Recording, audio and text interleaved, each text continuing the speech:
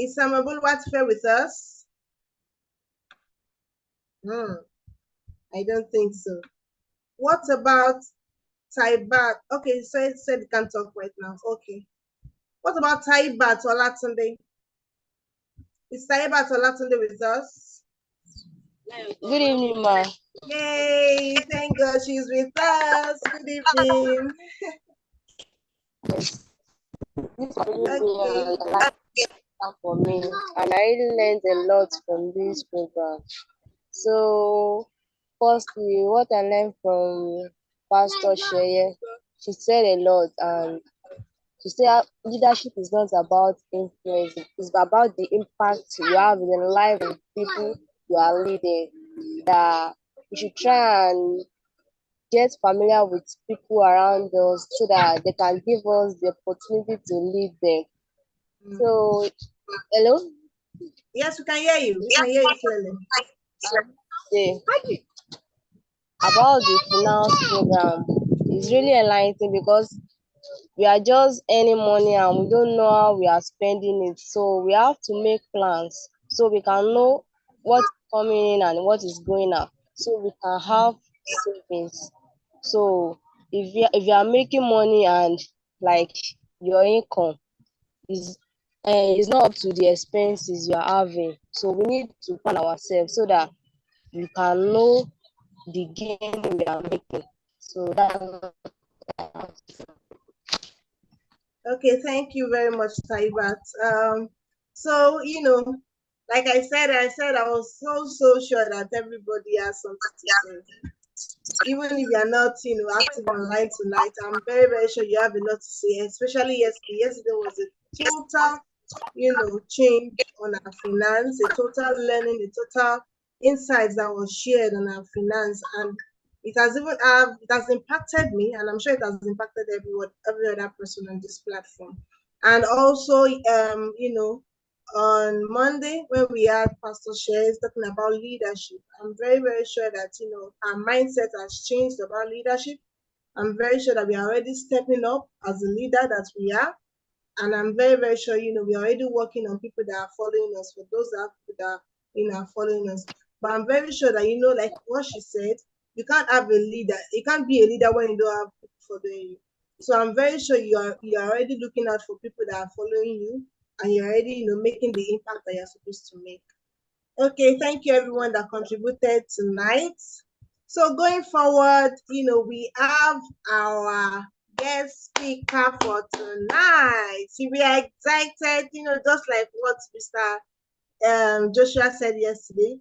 Just send an emoji of of clap in the chat box. If you are excited, let us see that you're excited. For me, I am so excited, and I can't just we can't just say thank you enough to YLA, because they've given us the best of the best of the best of the best of the best. And today is going to be very impactful also. So going forward, we are going to be introducing our guest speaker for tonight. And the topic we're going to be discussing tonight is on enterprise development and building startups. I'm very sure most of us have been thinking of what to start with, how we should go about starting up a business, what we need, the ideas. Some of us have been brainstorming, and I'm very sure that tonight is your night. Tonight is your night. So tonight we are going to be having Mrs. VIVIAN CHINEYE as our guest speaker, and I'm going to be giving a brief of our profile tonight. So Mrs. VIVIAN CHINEYE was born and raised in Abuja. Mrs. VIVIAN CHINEYE shifted from earning a degree in history and international relations to a dynamic career in real estate, specializing in property management. Over 4 years as an entrepreneur, she has honed a passion for crafting comfortable, affordable short-term residences. Currently, enhancing her skills with data analytics and financial analysis courses. acknowledging that growth requires continuous learning, and also adapting swiftly to industry dynamics. Our unwavering Christian faith remains a guiding force in both my in both professional and personal journey. So tonight, can we welcome our guest speaker in the person of Mrs. Vivian IFEANYI? You're welcome, ma. Hi, You're welcome, ma. everyone. You're welcome, ma. You're welcome. Oh my Good God. evening, ma. Thank you all so much.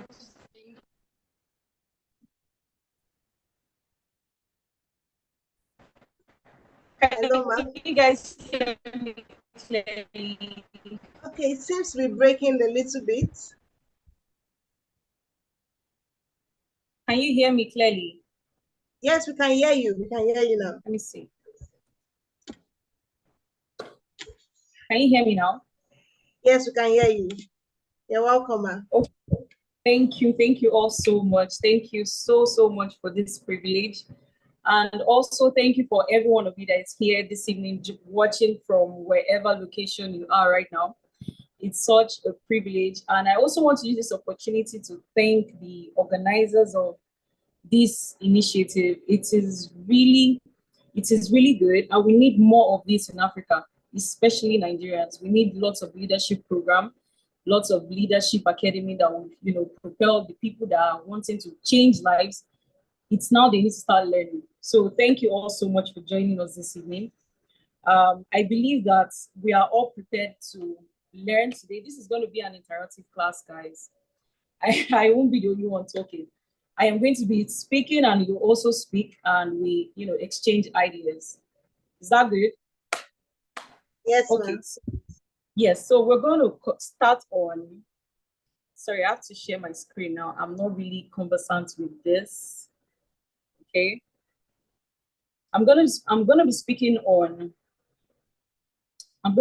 on business startup and enterprise development.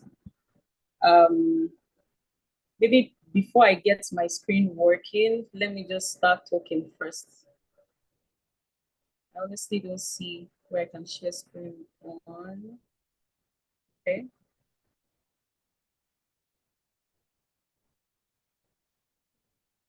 You know what? Let's just go this way. I really don't see the button where I can share my screen. Sorry. Trying to get this fixed. Okay, ma. There's below the screen you see share screen. Okay. Have you seen it, ma? Share. I'm seeing share content.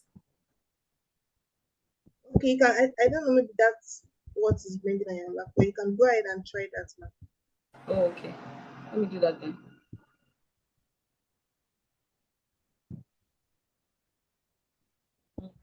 This is saying share photos. I don't have it on my photos, I have it on my files. You know what? Let's just go ahead. Okay, let me not, I believe I can still speak without the slides.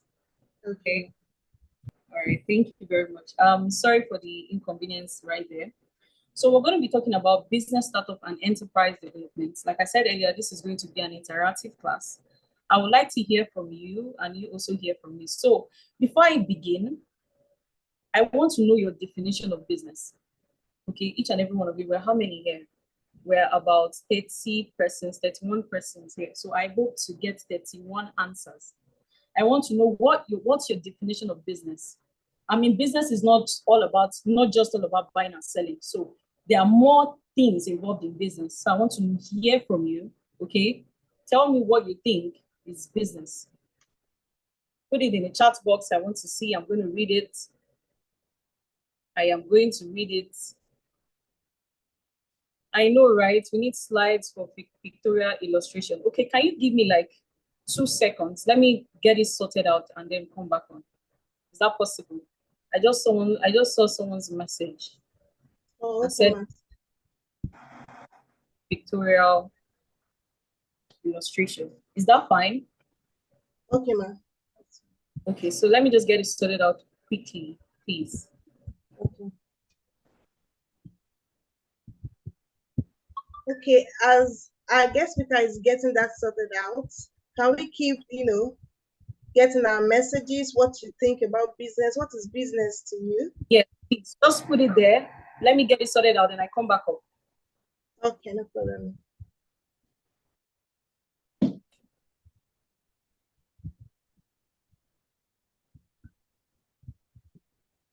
What is business to you? Let me check those that have responded. Princess Juliana. She says business refers to an organization or activity engaged in the exchange of goods or services for profit. It involves various activities such as production, marketing, sales, finance, and management. Businesses can be operated by individuals, partnerships, or corporations, and they can operate in different sectors such as manufacturing, retail, finance, technology, or services. The primary goal of a business is to generate revenue and create value for its customers, shareholders, and stakeholders. Thank you, Princess Juliana. Can we have orders? Can we have orders, please? Can we have orders? Sort it out. Please, can you all hear me? If you can hear me, say yay! Yay! Thank you. Okay, so we have a message from Peculiar. She Let me said call. any form of relationship between two or more parties with the goal to provide services or products and generate income. Thank you very much, Peculiar.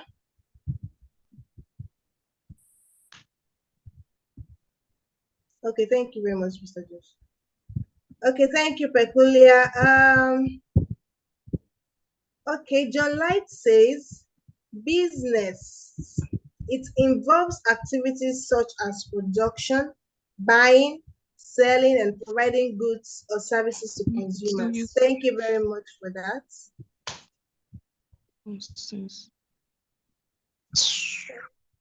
Hello, please, if you're not speaking right now, can you unmute? Or can you mute your mic? Sorry. Kindly mute your mics. Thank you very much.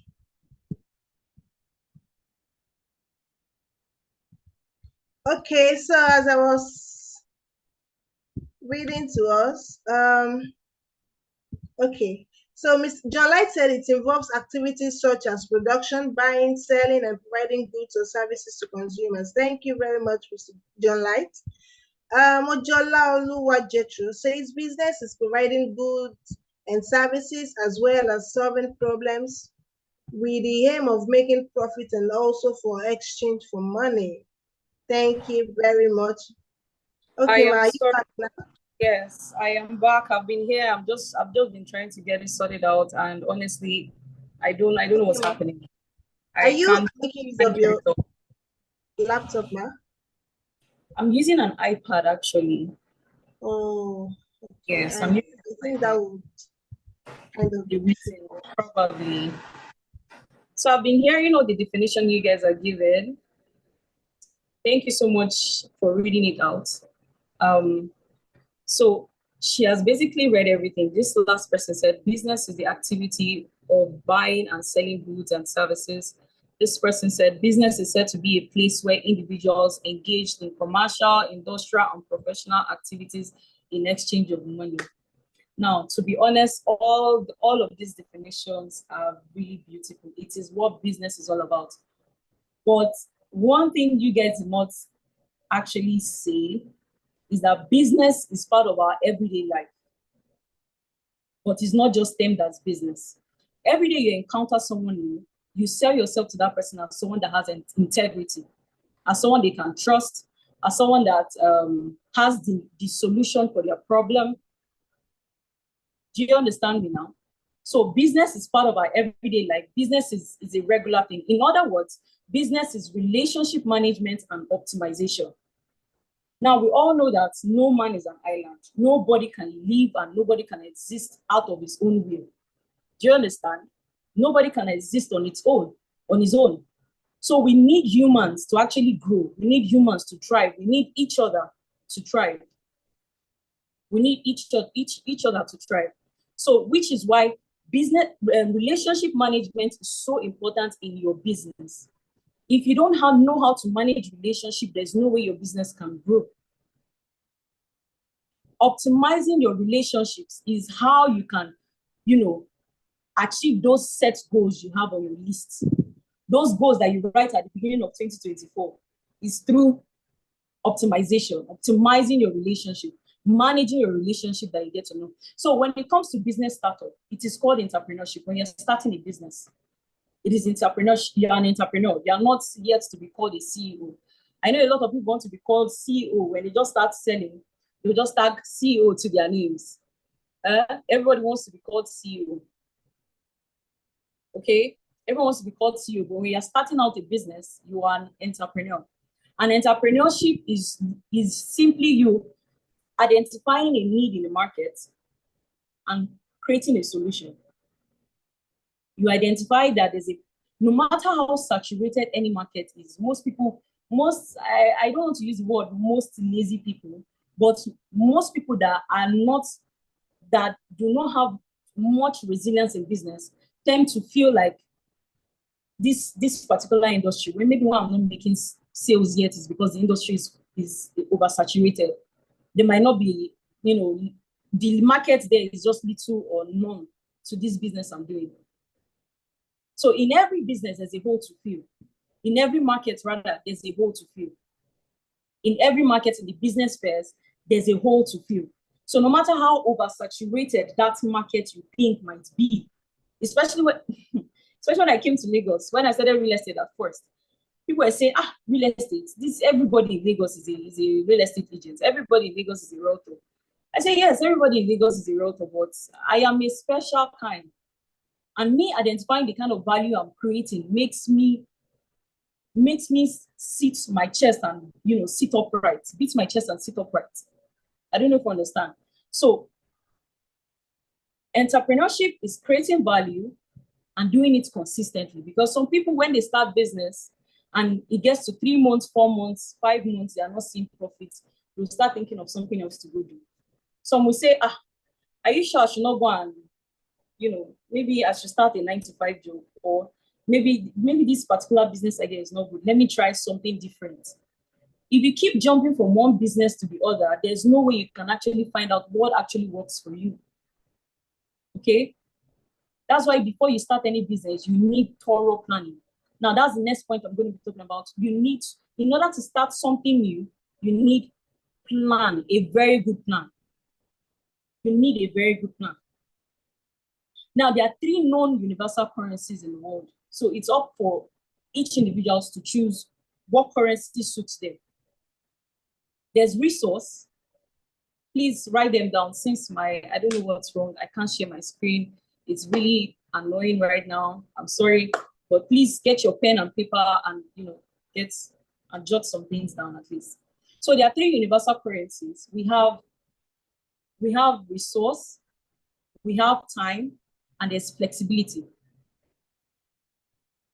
So everybody on earth, whether you're a business person or you're a 9-to-5, it revolves around these 3 currencies. Now, resources. I can send the file to a moderator that can share her screen. That's a good idea.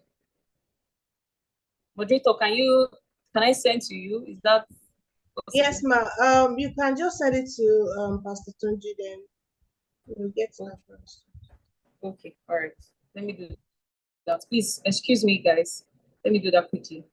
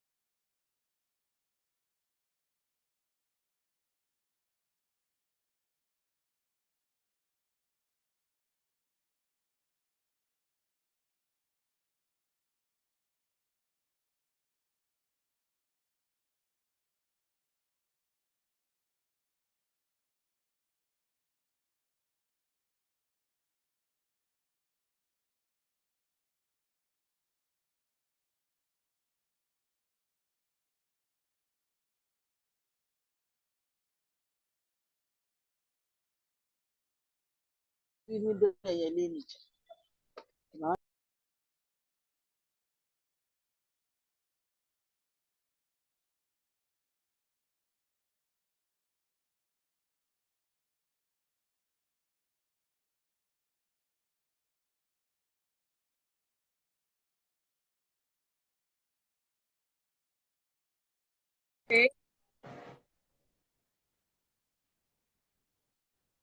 I have done that. Can you guys hear me? Yes, ma'am, can hear you. Okay, ma, you can Okay, so just I'm go scared. ahead. Once it's ready, I will let you know, ma. What? Once I'm ready to share, I will let you know. Okay, so I should just go ahead then. Yes, ma'am. Okay. So I was talking about the three universal currencies. So under resources, we have, let's say you have a product that you're selling, and you as a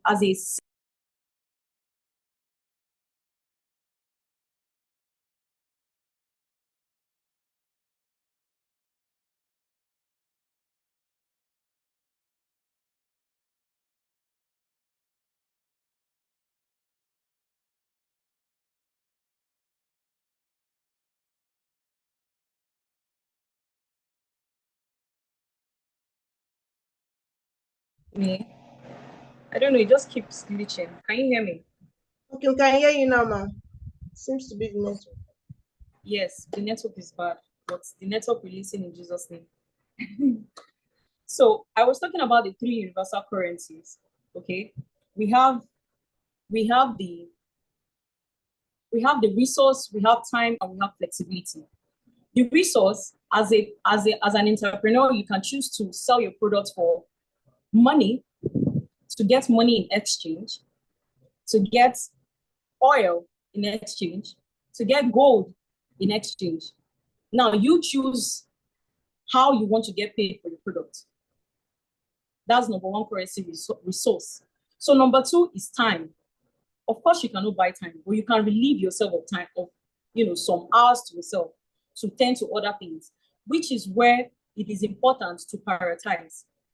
So as an entrepreneur, there are some things you are not allowed to do by yourself. There are some things you have to pay for in order to get those things solved.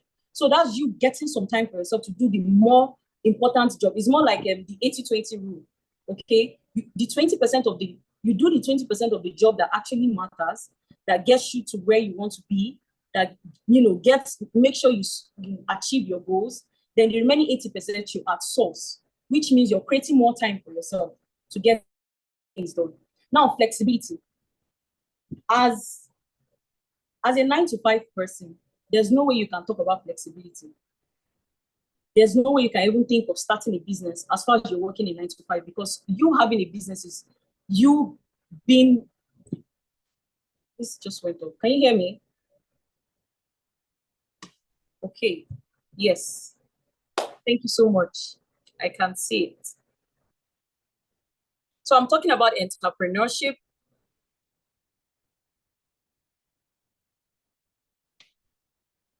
We've spoken about the introduction of the course, business startup and enterprise development.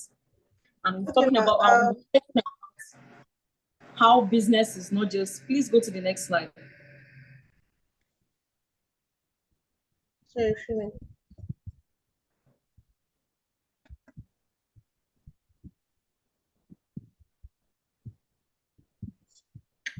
Should I keep going, ma?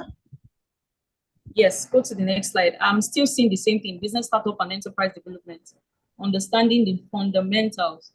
So like I said, business is not just about buying and selling. Hold on, you have shown everything already. Yes, please just focus on entrepreneurship. Okay. Focus on entrepreneurship, please. Yes.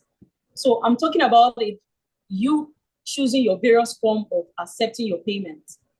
So you can accept your payments through resource, through time, or flexible, you being flexible. And someone that is working a 9 to 5, like I said, there's no way that person, okay, there's no way that person can choose to do a business, because when you are focusing on your business, that time you ought to use to focus on your business, you'll be using it to focus on your company's tax instead. So that means you're sacrificing flexibility for stability. Now, that's the good thing about having a 9-to-5 job, that at the end of the month, you will receive your pay. There's no how you will not receive your pay, right?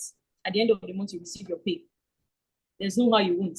So you're sacrificing flexibility for stability. So to launch something new, first things first, you need a good plan. Please, we move to the next slide. To start something new, you need a good plan. You need to ask yourself some questions. Please move to the next slide. Can you all hear me? Yes, ma, I can. I just did. Can you see it, ma? Can you see my screen? Yeah, I can see it now. Thank you. So to start something new, you need a very, very good plan. Some of us, we are rugged babas. Let me put it that way. We like to head on first before figuring out. When I started my journey as a real estate, I don't want to use that word, real estate agent.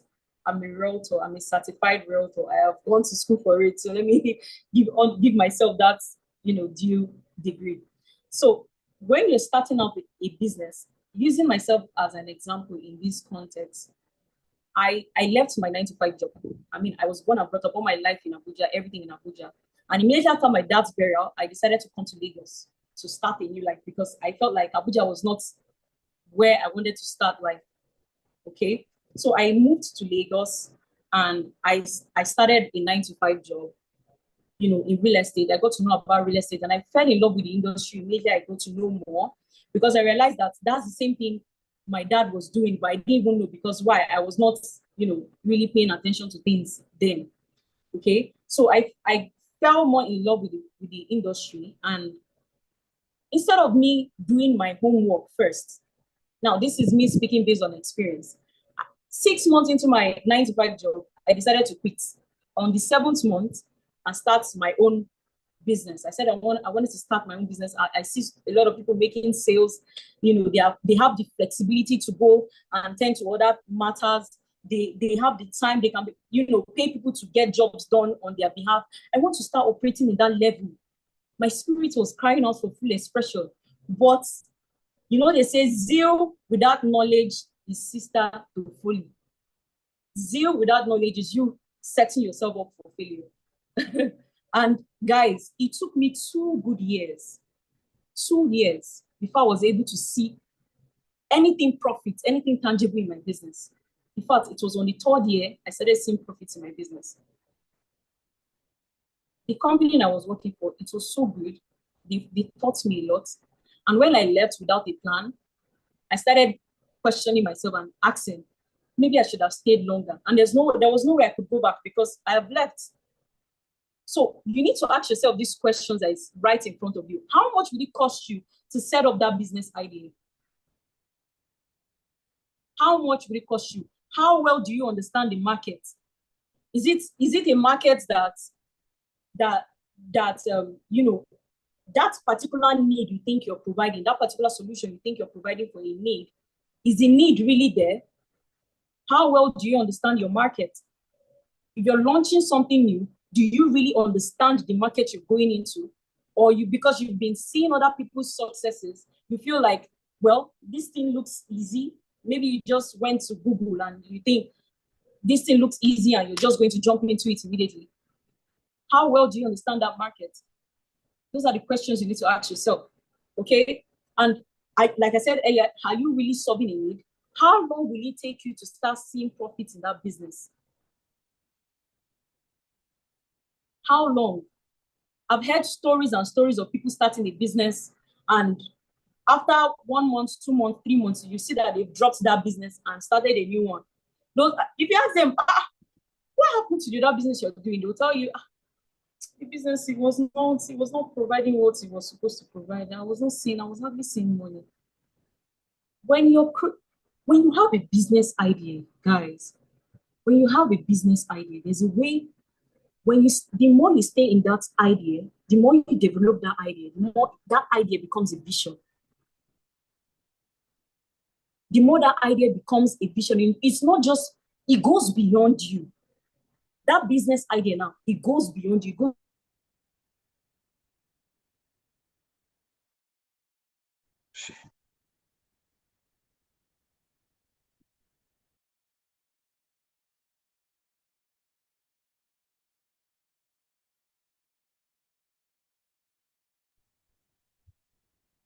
Hello, can we all see hear Mrs. Vivian? We can't hear her. Seems the network is bad. Yes, I'm sorry, the network Seems she's is back. bad. Okay, I think she's back now. So, as I was saying, there's a way you will stay on that business, that's a particular business, that it begins to transform into a vision. It becomes a vision for you. Because when you tell it to someone else, that person catches on quickly to that business idea that you have. So now it goes beyond you, and you're able to cater to a lot of people. You're able to provide jobs for a lot of people. You're able to, feed a lot of people, clothe a lot of people, create housing for a lot of people through your vision. Okay? Through your vision. So starting something new, you need a solid plan. If not, you might end up getting confused along the way. You might end up getting discouraged. You get weary. Even the Bible, I think all of us here are Christians, and even if you're not a Christian, we're all serving the same Lord. Even the Bible said so that your hands are blessed. But how would you know that your hands are blessed if you don't stay long in that particular business? It is good to be a lot of people are jack of all trades. When I was growing up, my mom used to tell me jack of all trades, and she used to call me jack of all trades because only me, I was dancing, I was singing, I was working, immediately after my secondary school, I started working immediately. I worked for 2 good years. And my mom normally calls me jack of all trades, master of none. Not until I grew up, I graduated from school, before I got to understand what that word means, jack of all trades, master of none. Yeah, I used to think it was jack of all trades. That means I know plenty things. It is good to know plenty things, but if you're not a master at one, how can you tell someone else to trust you with their own need, to trust you with their money? And business, if you're doing business and you're not making profits, is as good as nothing. I mean, there are some times that you have to wait. There's a waiting period for you to get that particular amount you're seeking. But if your business is not making profits, what's the need of the business? Okay, what's the need? Secondly, we're going to be talking about rejection. You need to learn how to cope with rejections. Please move to the next slide. We need to learn how to cope with rejections. When you start your business, be ready for people to tell you no. Be ready for people to tell you no. They will tell you no. You will hear no and you will get tired. You will tell God, God, is this the business I'm supposed to be doing?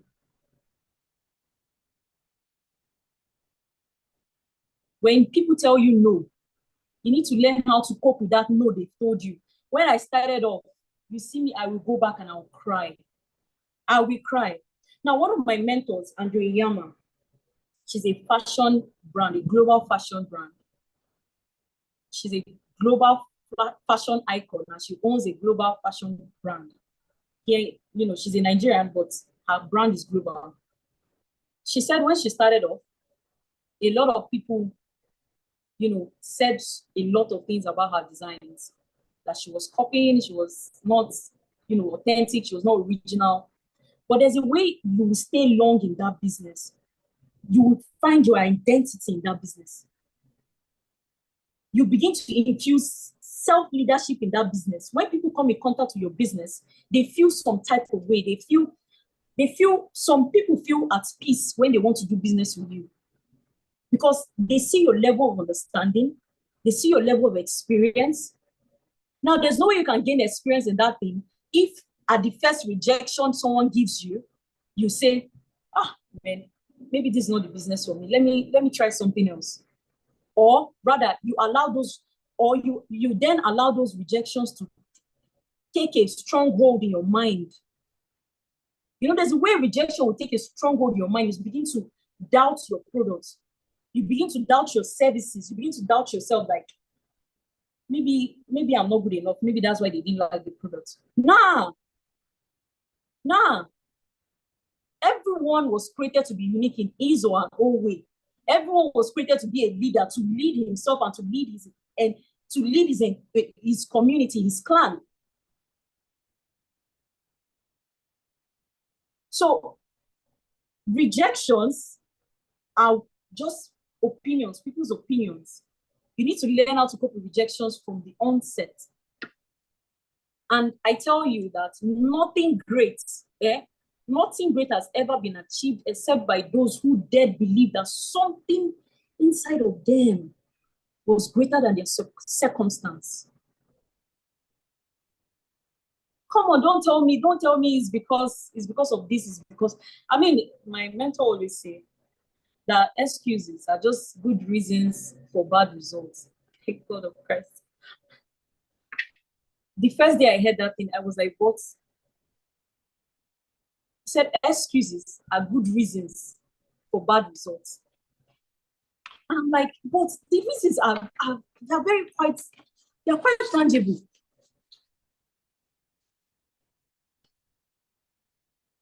God has deposited in each and every one of us, the ability to accomplish, the ability to achieve, the ability to set our mind on something and achieve it.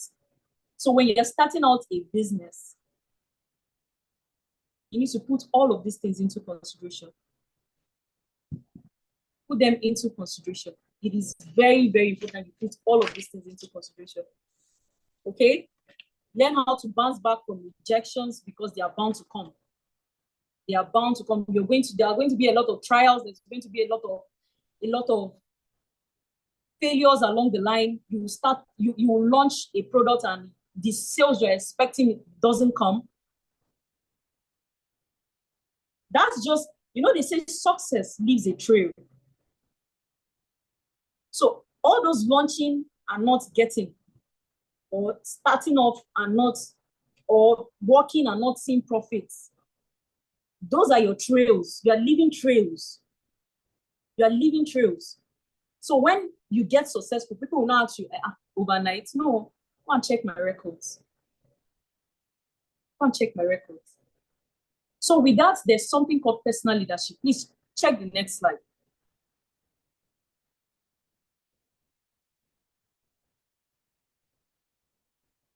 Please, are we all following?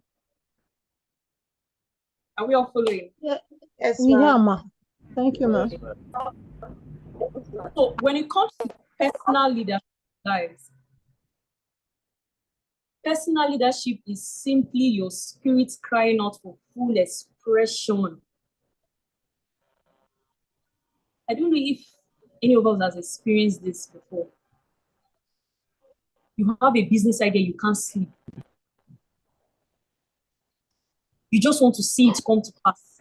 It's as if your spirit is crying to come out. It wants to roar. Your spirit wants to come out. It's your spirit crying out for full expression. That's what personal leadership is. You choosing to take complete control of your life. You don't want to leave things by chance anymore. You don't want to leave it by chance anymore. You want to take full control. You want to hold the gear. What do they call this? The steering. You want to hold it and push yourself to where you ought to be. There's sometimes where you feel like, I am not supposed to be in this level that I am right now. I suppose don't grow past this place. That's your spirit crying out for full expression, guys.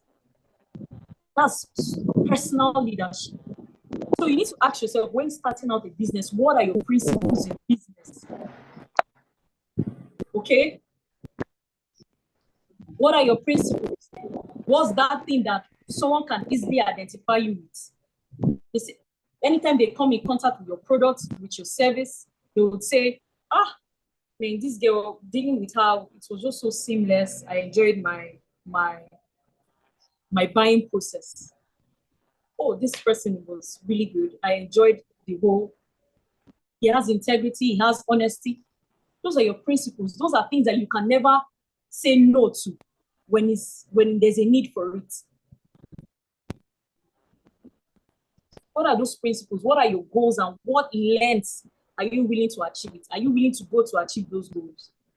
Now, setting goals is a normal thing. Everybody sets goals at the beginning of the year, middle of the year. But one way that has been really helpful for me setting goals is setting my goals quarterly. I set it the first 3 months, January, February, March. I will make sure that I complete everything on that list before I start. You list them all out. They schedule them according to those months. So you put first quarter, second quarter, and third quarter. What do you want to achieve in those quarters? And each of those quarters, you hold yourself accountable. You hold yourself accountable on all those things. So what are your goals and what length are you willing to go to achieve them? When I was, the length I was willing to go to achieve those goals, where I can do it for you free. Like I can, let's say, help a client sort out something for you free. Because I know that you would have me at the back of your mind and you will surely come back or probably refer me.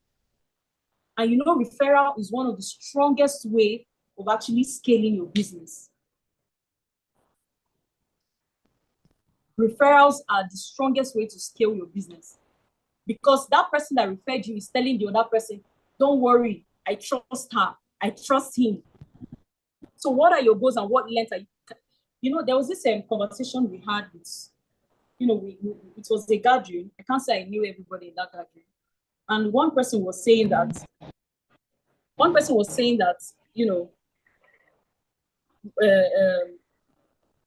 there's no way I can make money. There's no way I can make money legitimately in this Nigeria. The system is rigged. The system is this. The system is that. Now that's the person's principle. Because that person is a business person as well. So if he has an opportunity to compromise his principles, to compromise his value, he's trying to say he will go for it. Those are his beliefs. And I and my husband, we came back, went home that day talking about the whole thing, that like, why would someone have such mentality that there's no way you can survive in Nigeria without doing something illegal? There's no way you can grow your business in the right way. No. We Christians, I don't know, sir. But we operate in another level. We operate in another dimension. The things of the world, the worries of the world do not, they reach. It doesn't reach here. So what are the things that are unacceptable to you? Well, my industry, real estate, a lot of people, it is known for, many girls in this industry, they do a lot of things with people they are not supposed to do just so that they can make sales. I heard that a whole lot. In fact, I got lots of approaches on that aspect. But me having defined my principles in this business, there's no way I can flout those principles, because it will tell on me. The more you build, the more you achieve your goals, the more you build your principles and stick to them, the more your self-confidence increases. And once your self-confidence increases, you are aware of the value you're offering. There's no way anybody wants to tell you anything different other than what you know and what you're sure of. You understand me now? So as I said earlier, zeal without knowledge is sister to folly. You having passion for something and you're not utilizing those things, you're not putting it where it's supposed to be. To upgrade your personal leadership level, you need to, God of Christ, a lot of reading, a lot of studying, a lot of seminars you will attend, a lot of courses you will take. I am still taking courses because I know I have not gotten to the level I want yet. The vision I am seeing about my business, the kind of people I want to cater to, the kind of solution I want to give to the world, it requires me to keep upgrading my mental infrastructure It requires me to keep upgrading my mental model. Yeah. You know, there's a level for everyone. But in order for you to get to the next level, there are some things you ought to do to take you to that level. So when you get to this level now, what brought you to this level will not take you to the next level. It means you have to upgrade again. And how can you upgrade? It's by, at the beginning of your business startup, you register. You usually register trainings for, let's say, 10,000 naira, or courses for 10,000 naira. When you want to get to the next level, you will not be paying 10,000 naira for courses again, because those 10,000 naira courses will not give you the 1 million naira you want to have in your account. So you go for people that has that knowledge to give you. You read books, you listen to audio books, you go for seminars. Success leaves a trail, and those are the trails you'll be leaving. Those are the footprints you'll be leaving.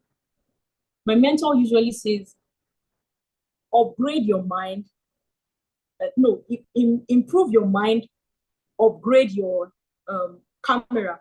Invest in your mind, upgrade your camera. So the more you learn, the more you read books, the more you listen to audio books, the more about that particular field you are choosing to go into, okay, the more your perception changes. The more your perception changes. It's knowledge that would make you think that this field that you're entering, even if it's saturated, I believe I can still make something good out of it. That is what separates you from every other person. And it is through vision we have relationship with the future. Through vision, you have if not, you have no business with the future. If you don't have something you're looking forward to, even the Bible said, how far can you see? How far can you see? If you don't see anything, you don't have any relationship with the future. You might just, as well as just be living day to day, whatever comes. You go run on like that. You live your life to chance. Yeah. So I want to charge everyone today with these principles, with these things I've said. Go home with these questions that's right in front of you. Answer the questions in the business terms.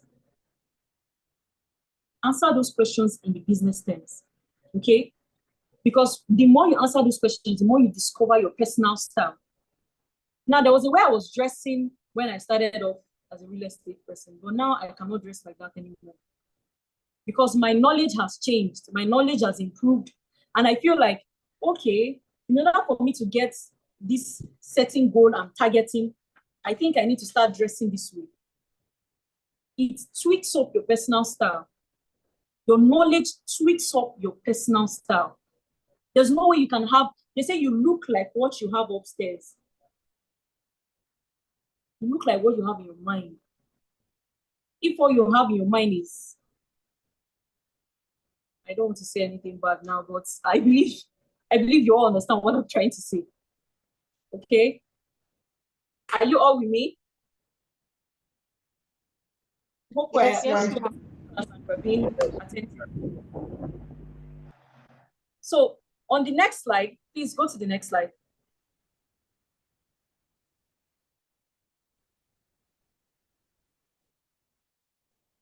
So as you can see, its titles collaborate with the bankers.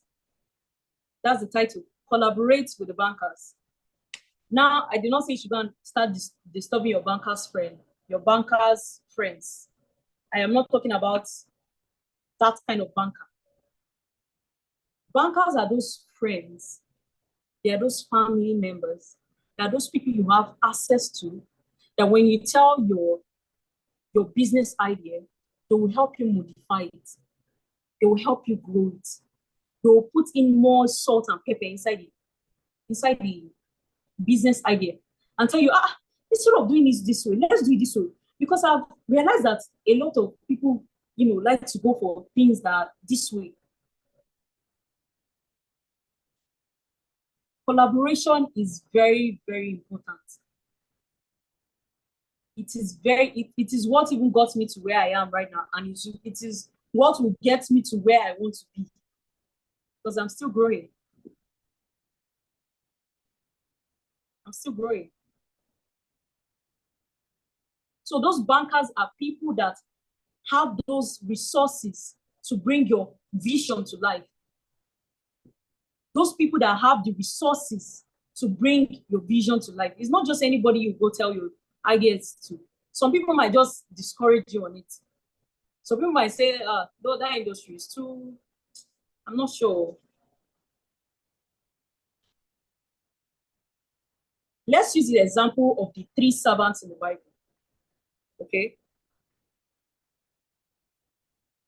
Their master was going on a business trip. And the master gave one 5 talents, gave the second one 2 talents, gave the third one 1 talent. And the one with 5 talents, when the master came back and told the master, see, I was able to transform it into 10. The second person said, see, I was able to multiply the 2 you gave me.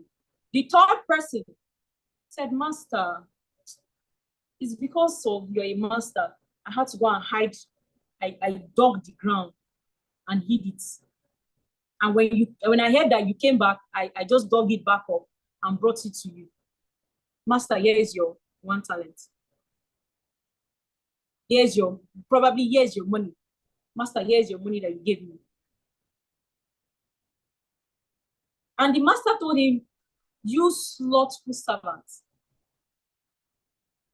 Why didn't you at least give it to the bankers? Bankers are people that will help develop that. See, God speaks to every one of us. That idea you think you have, if you don't act on it, someone else is receiving that same idea. Someone else has that same idea. And someone else is going to implement that same idea.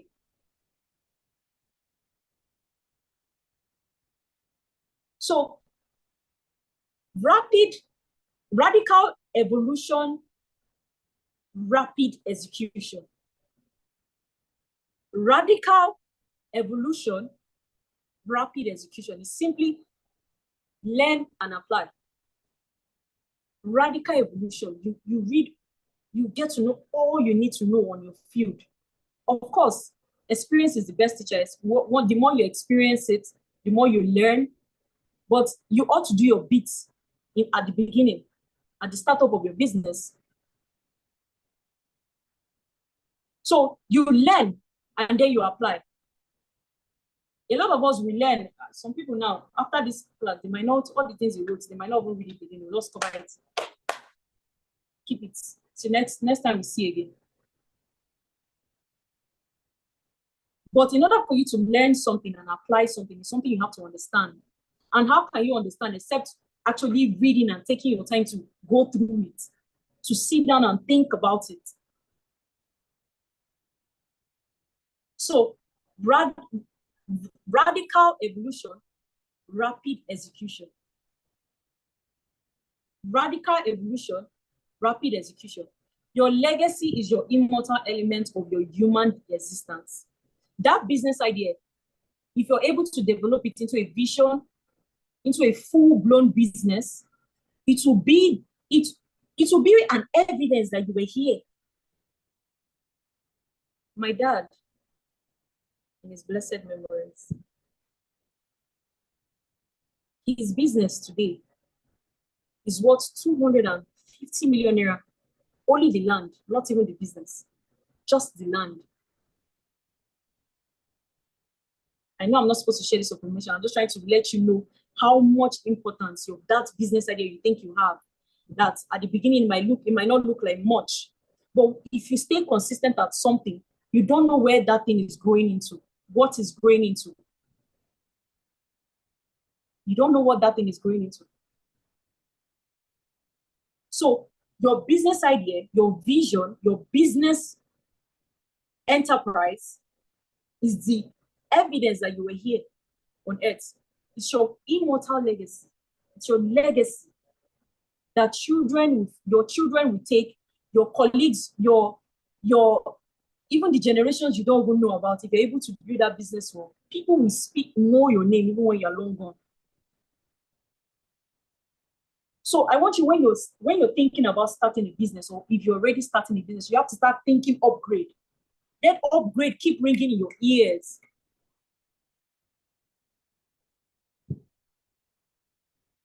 You infusing personal leadership. How can I move from this present situation that I am right now to the next one? And the level of your creativity, guys, listen to me. Take note of this. The level of your creativity is dependent solely on your self-concept. The level of your creativity is dependent on your self-concept. How do you speak to yourself? How do you speak to yourself? Are you one that always insults yourself at every little mistake? Do you speak negatively or positively to yourself? Do you say words of affirmation to when you're having anxiety towards something, when you're being anxious and worrisome towards something? What's your self-concept like? How do you view yourself? Where do you see yourself in the next 20 years? Think far into the future. Seeds.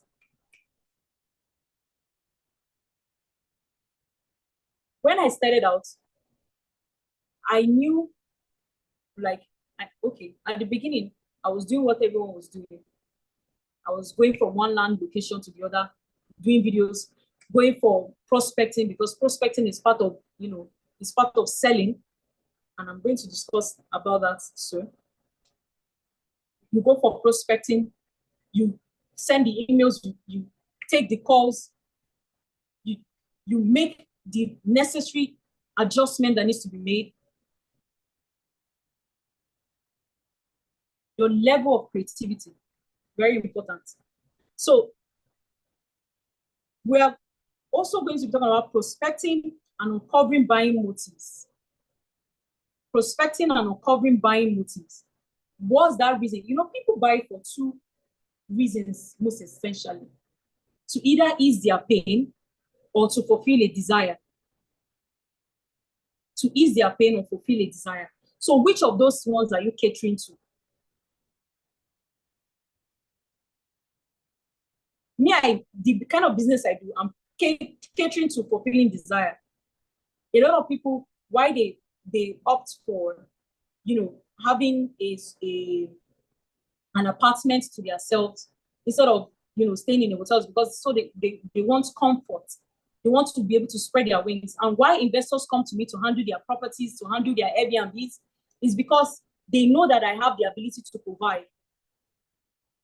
They know that I have the technical know-how to run that business and yield profits due to my past records. So in order for you to know the kind of clients you're selling to, you have to know their buying motive. What makes them buy? What makes them buy your product? And how much knowledge do you have concerning that your product? How much knowledge do you have? Please move to my next slide. Are we all here? You're listening? Yes, ma'am. Yes, we are. Yes, we are. Yes, ma'am. Yes, ma'am. So we're going to be talking about the strategic startup. Strategic startup.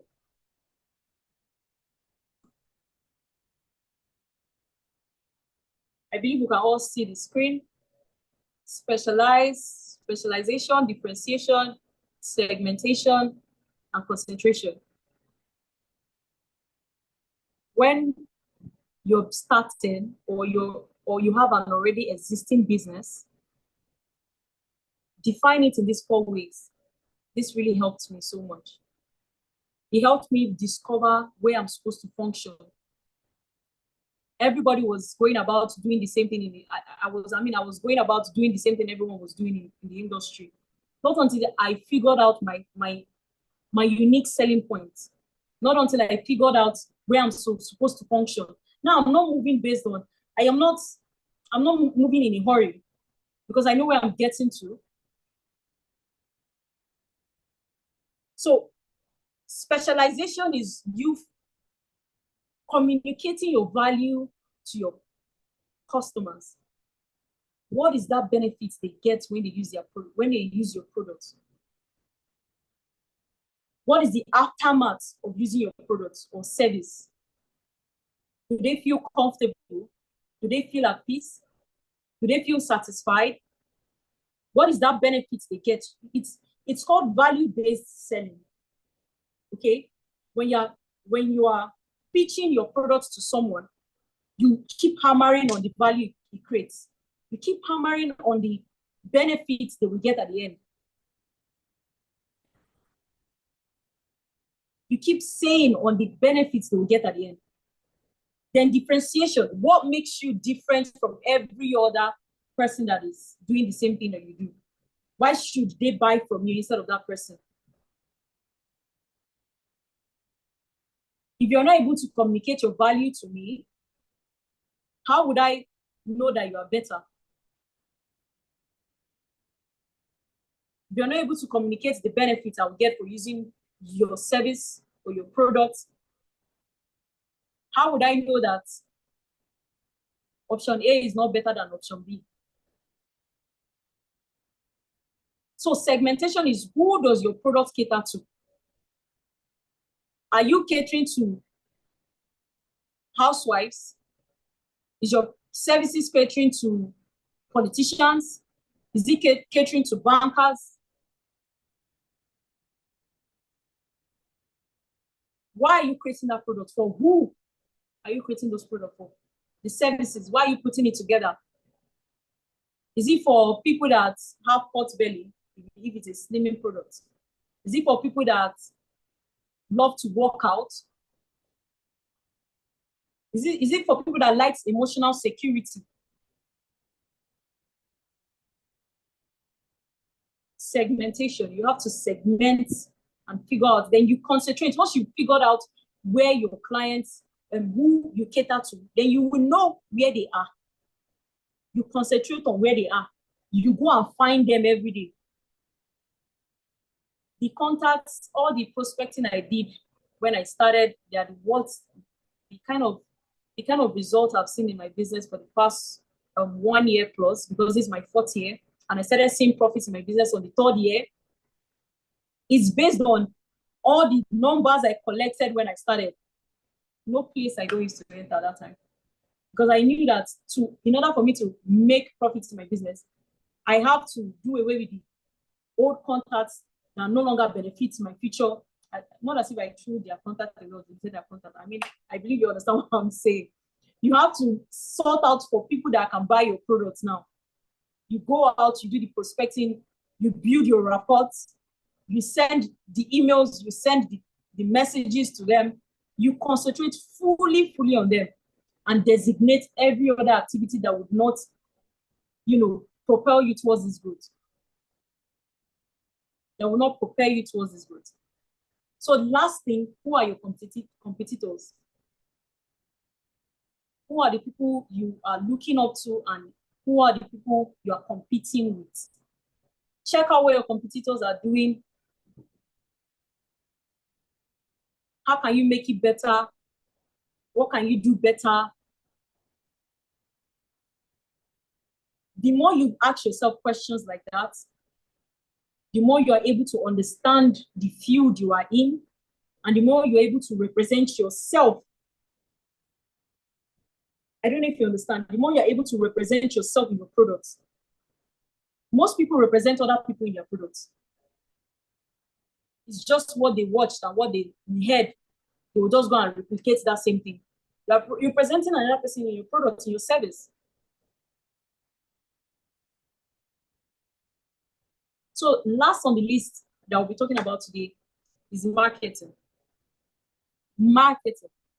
Marketing is the heart and soul of every business. It is the heart and soul of every business, of every startup. Even if at the beginning you're not making any profits, keep pushing out those videos. Keep making those things. Keep showing up. Marketing is very important. It's the heart and soul of every business. Go to YouTube, learn how to market your products on on various platforms. There are many ways to market your product right now. Many ways. So if you say you're not seeing profits in your products, maybe you've not done enough market research.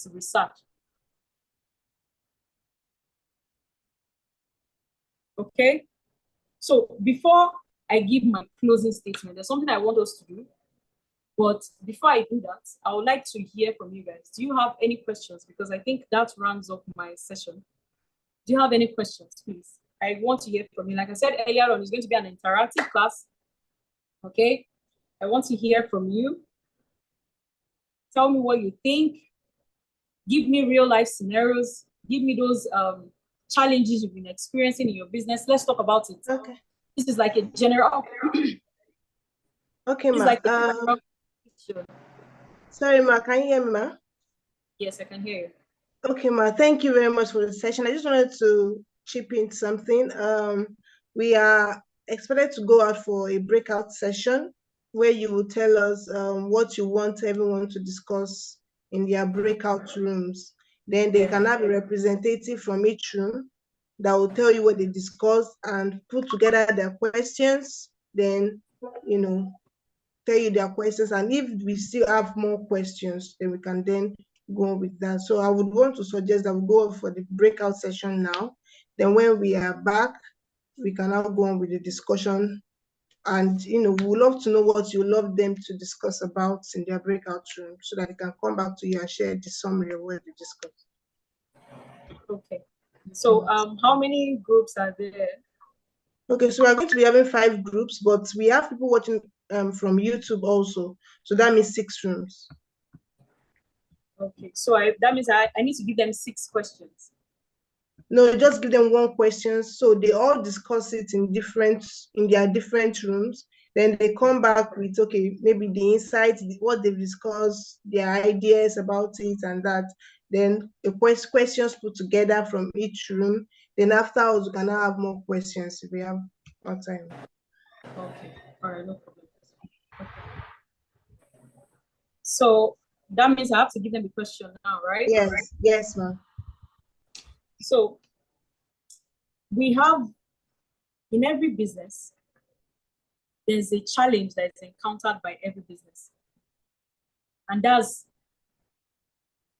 figuring out where they can actually specialize. So I want to ask this question. I'm throwing this question to everyone. How can you figure out your niche in a particular industry? How can you figure out where you are supposed to function in a particular industry? And let's say the industry here is healthcare.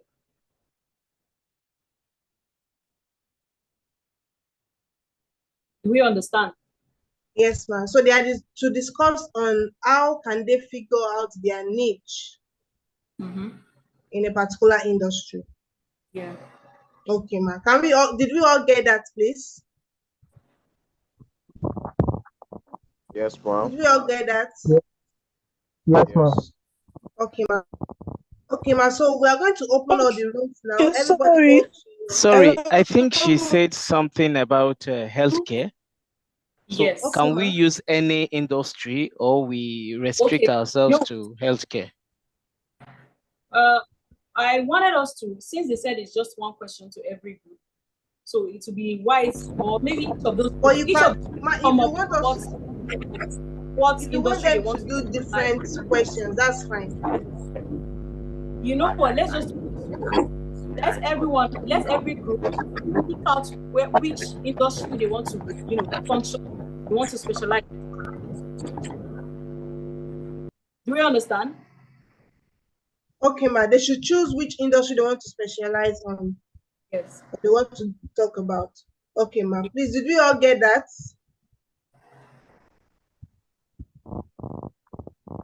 Did we all get that, please? Yes, ma'am. Yes, ma'am. Okay, so we are going to be opening the room. The question. Okay, ma. Mrs. Vivian said you should please repeat the question.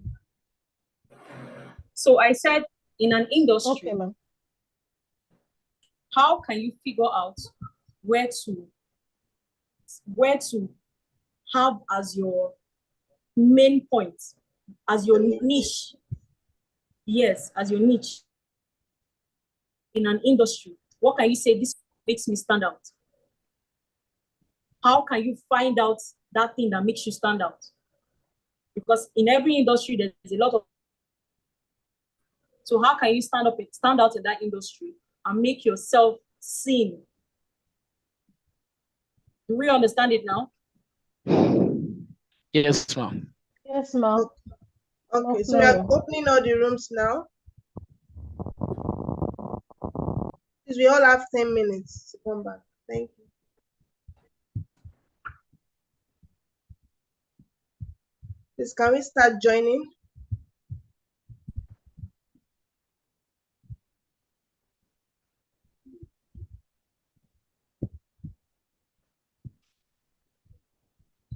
Abidemi, you've not joined. Adefunke Emmanuel, you've not joined. Fife Obamidele, you've not joined.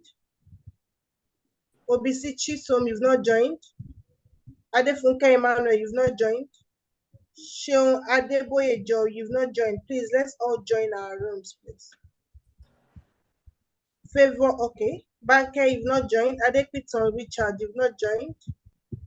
John Light, you've not joined. Taiba Tolatunde, you've not joined. Please let us all join our rooms, please.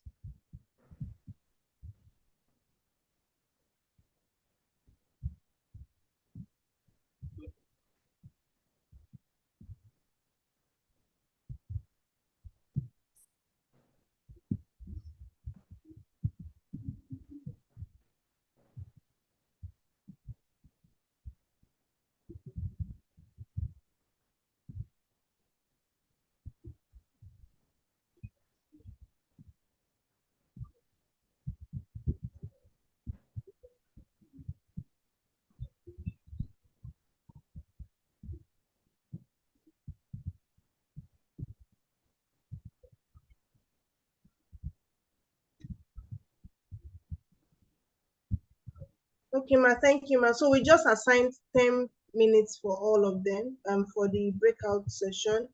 Then once they are back, we can now discuss on what's the summary of everything they discussed. They will also ask their question. Okay, all right, no problem. I'm here. Okay, ma, thank you.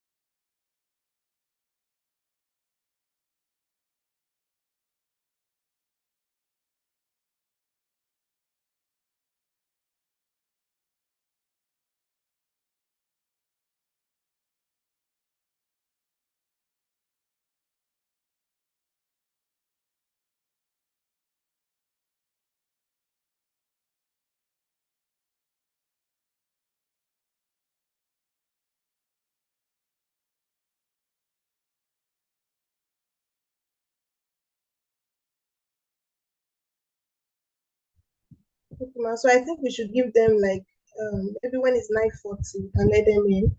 Some of them seem to be going on and off because of network. All right, no problem. I'm here. Okay, ma.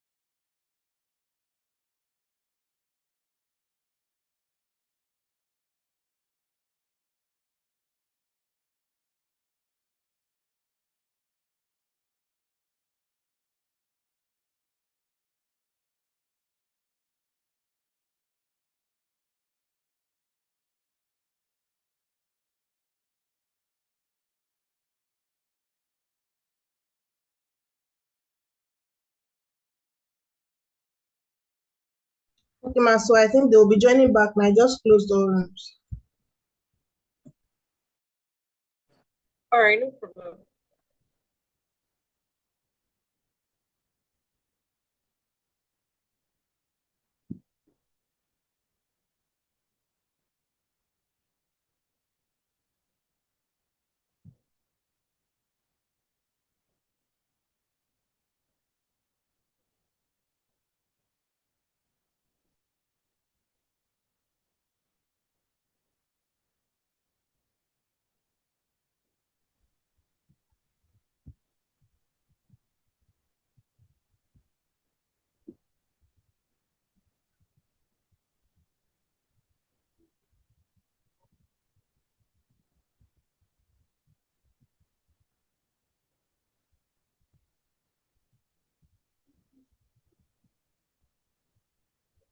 Yeah, so welcome everybody. Welcome, welcome. You're welcome. You're welcome. Hello. You're welcome. I hope we all had a great time during our breakout session. I can see Mr. Olusegun smiling. You said a lot in your breakout session. Okay, Mrs. Vivian. Okay, I hope all representatives from each group are ready. I hope all representatives from each group are ready, and please be ready to turn on your camera also so we can see your faces. Yes, so love to see your faces. Okay, ma, so should we go ahead with the summary from each group? Yes. Okay, so representative from room 1, can we have you, please? Who is the representative from room 1? Can you all hear me, please?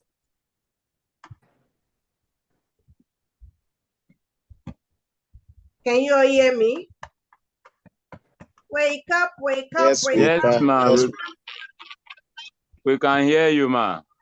we Okay, can hear you, ma. from room Loud 1. and clear. Thank you. Representative from room 1, please. Room 1, what is going on? Room 1, tell us.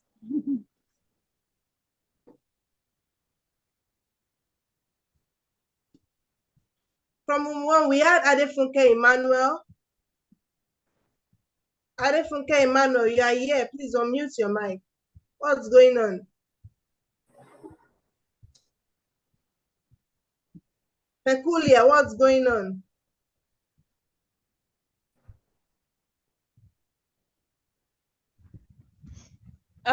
I'm so sorry on behalf of Room 1 members.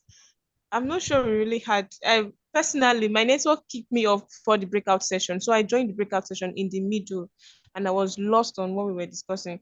But what I really got was that we're trying to select an industry. I didn't really get the questions we were supposed to work on.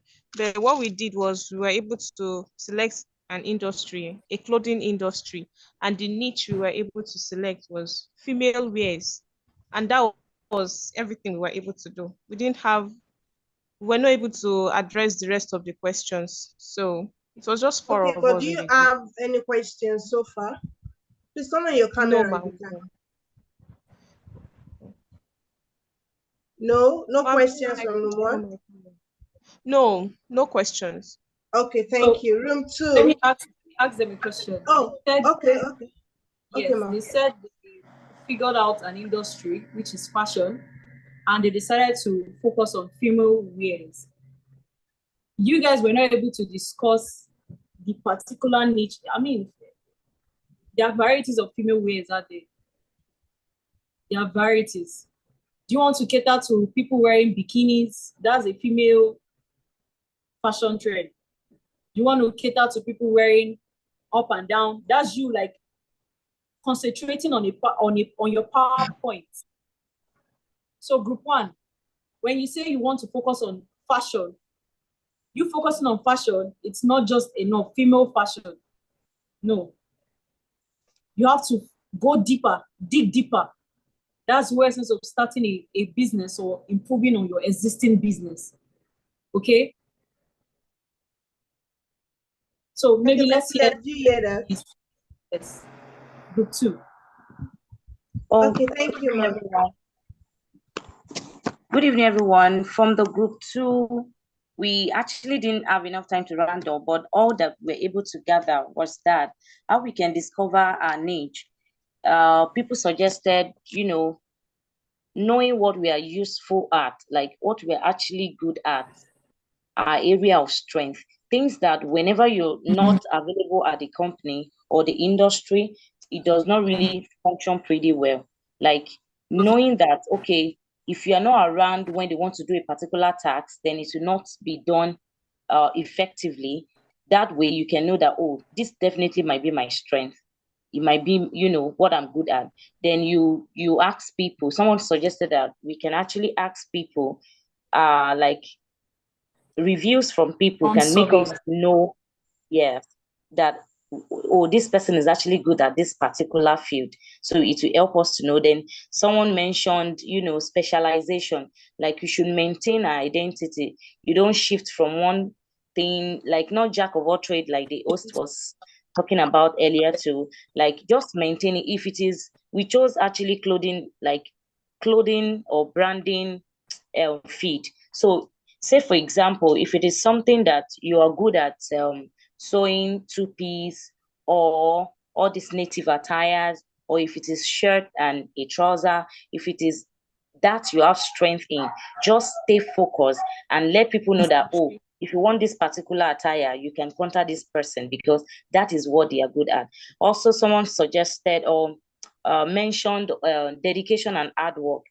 So the person was like, if you are dedicated and you're very hardworking, then you can, as time goes by, you get to realize, discover yourself by saying, oh, I think when it comes to this particular thing, I can do it better than any other field I find myself. Someone talked about passion, that the area of your likeness, what exactly do you actually have a thing for? Like you enjoy doing it, something that people that sees you knows that, oh, for this thing you definitely be identified for it. So that particular thing that you have likeness for, then trying to take different job roles, like say today you're a receptionist, tomorrow a customer care representative. Doing that, you might end up discovering that, oh, I think I'm better as a receptionist than a customer care representative. So those are the things we talked about during the breakout session. Thank you very much. Beautiful. All you guys have discussed about their strengths. Okay. Figuring out where to specialize is very important. Where to concentrate on, the passion. If you don't have passion for something, there's no way you can stay at that thing.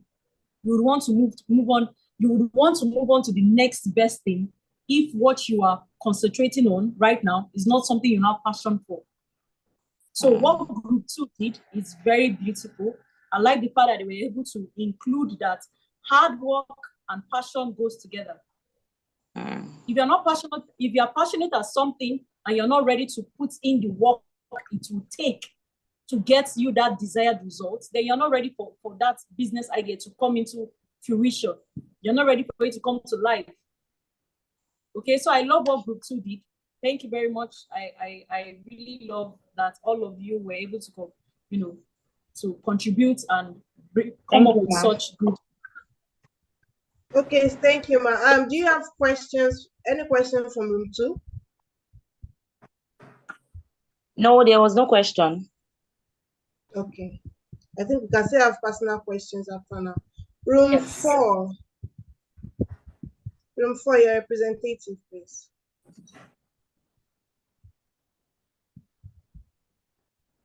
I know room 3 had a kind of glitch, but room 4, please. Room 4, I saw you discussing. I saw your mics on. I will call your names. Good evening. Good evening, ma. Good evening, ma. Yes, ma. Please, I won't be able to on my camera. Am I permitted to? No problem. Yes. All right, thank you. And actually, I'm not the representative, but since I couldn't hear anything from them, that's why I just say I should talk. So about what we discussed is something likely similar to what room 2 discussed. So actually, I got into the class kind of late, but part of what we discussed is consistency. That if you want to know your niche, or you want people to be familiar with your niche, you have to be very consistent in maybe in engaging with people, in creating familiarity with them, making them know that this is what you do, like by referring you to others. Then another one we talk about is intimacy, that you build intimacy with them, like your customer relationship management with the people. And then we use social media as an example, like Instagram now, that, okay, if particular person you are following a particular, maybe as a mentor or as a role model based on your niche, like the question was, how do you know that these people that are following this particular person is the they are kind of people that need your needs, like your service or something. Then someone answered that through you keep, like, the person revert back to consistency, that if you keep posting, if you keep making them to know, even if the person does not need your attention or does not need your service at that particular period, by referring to other people, you can get it. I think that's the major thing. And also know your competitors. Yes, know your competitors, like know their strengths and their weaknesses. Use their weakness to strengthen yourself, and use their strength to know where to check up on you too. That's what we discussed. Thank you, ma'am. So you guys actually discussed beautifully. Okay. I like the fact that you guys leveraged on consistency. There's no way you can start a business and you expect people to know you with that business and you're not consistent at it. Every 3 months, you're starting something new. You are really setting yourself up for failure. If every 3 months you're starting up something new, you're not consistent at what you think you're good at. I mean, how can you know that you're good at something? I know someone asked that question. I don't know where I heard that question from.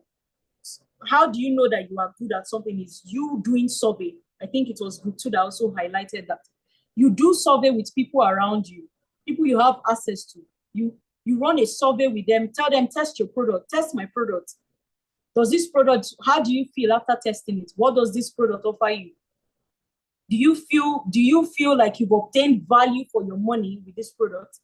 Or how is my services? Those are the surveys that would help you position your brand very well in the market. There's no way you can know if your business is doing well if you don't know, if you're not hearing from other people, you're not hearing from your ideal customers. There's no way you can know.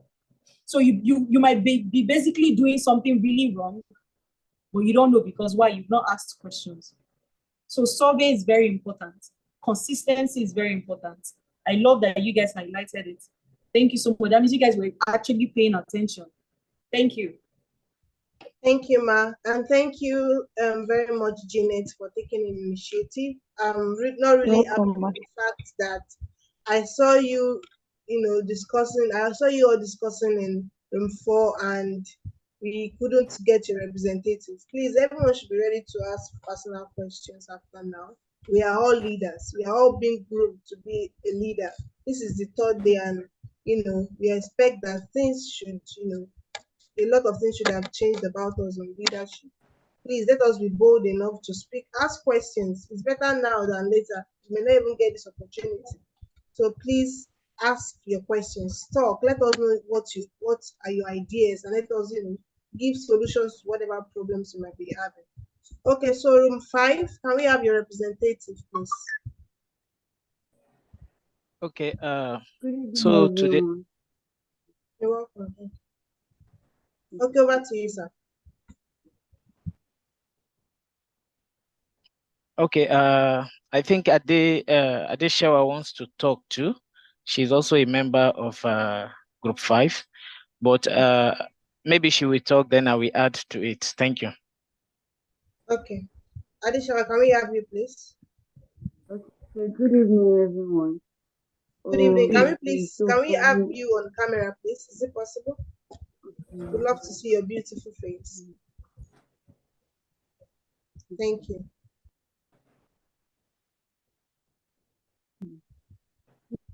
Good evening, everyone.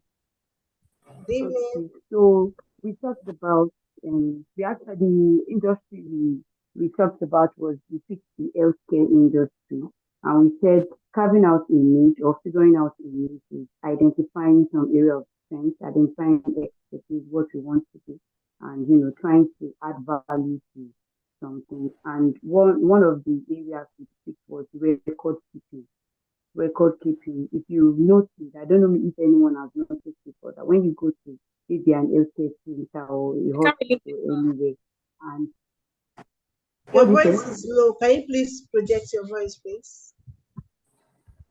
Okay. Sorry about it. Please, can you hear me now? Yes, we can hear you. better. Okay. Okay. So we talked about the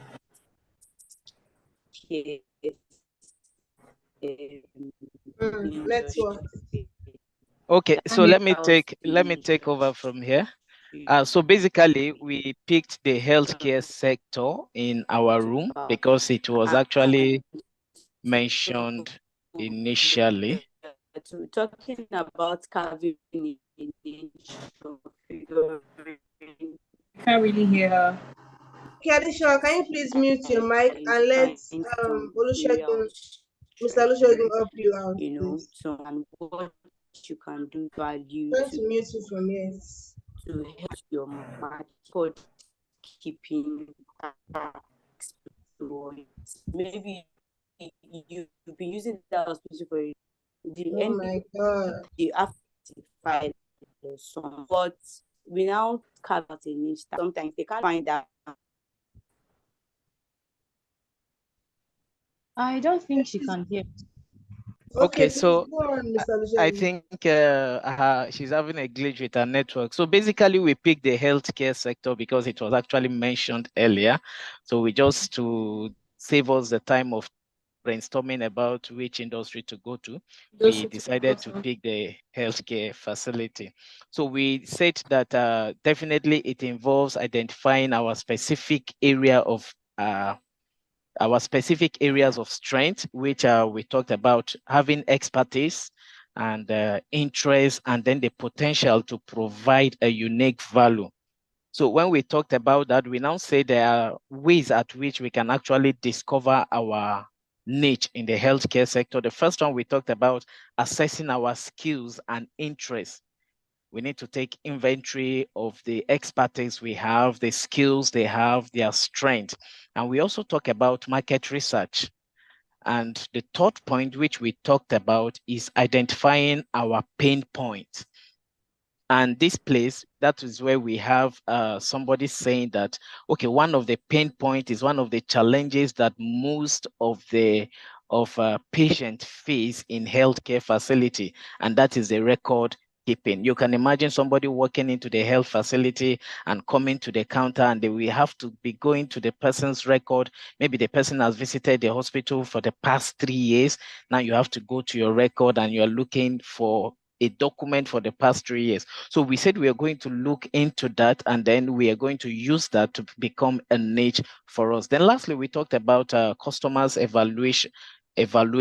That is, most healthcare facilities do not take feedback. The moment they treat you and they give you the medications that are required, follow up. They feel that you are gone. So they don't have this medium of feedback for them to improve themselves. Thank you very much.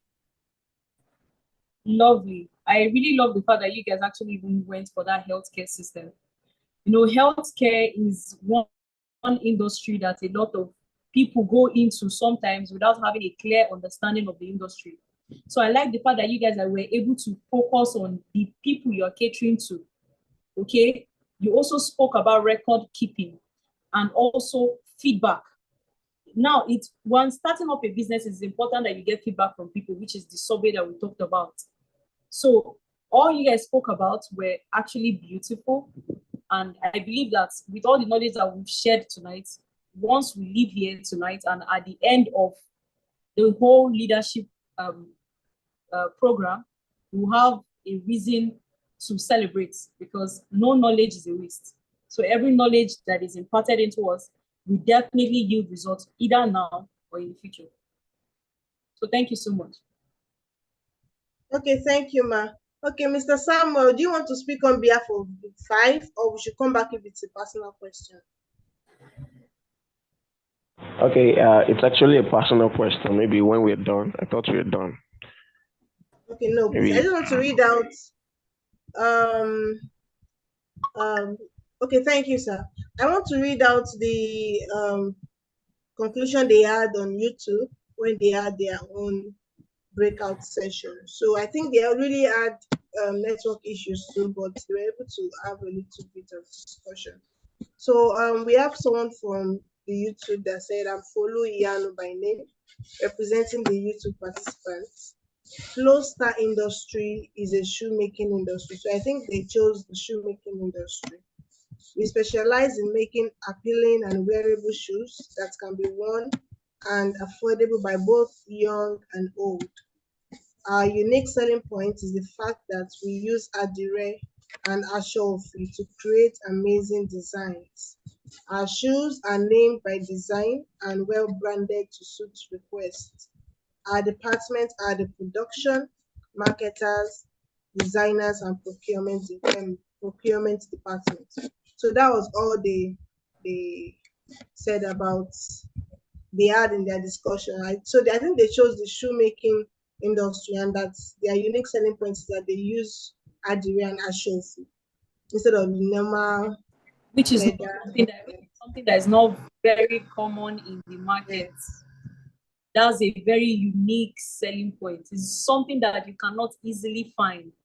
Now, this particular adire is meant for people that really understand value. When they see a product, they understand that this product has a value to offer to me.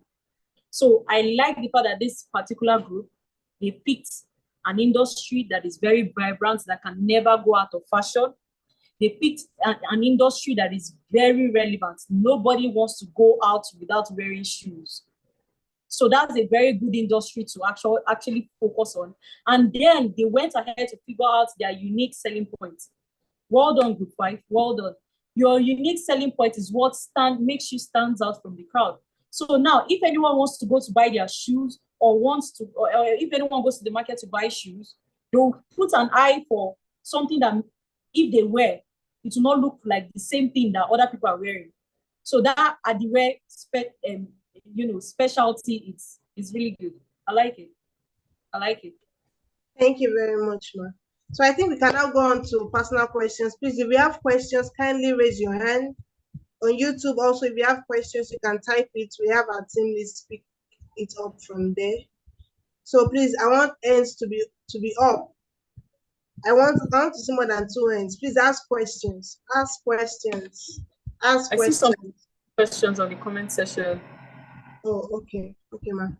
So should we address that first or go to those that are raising their hands?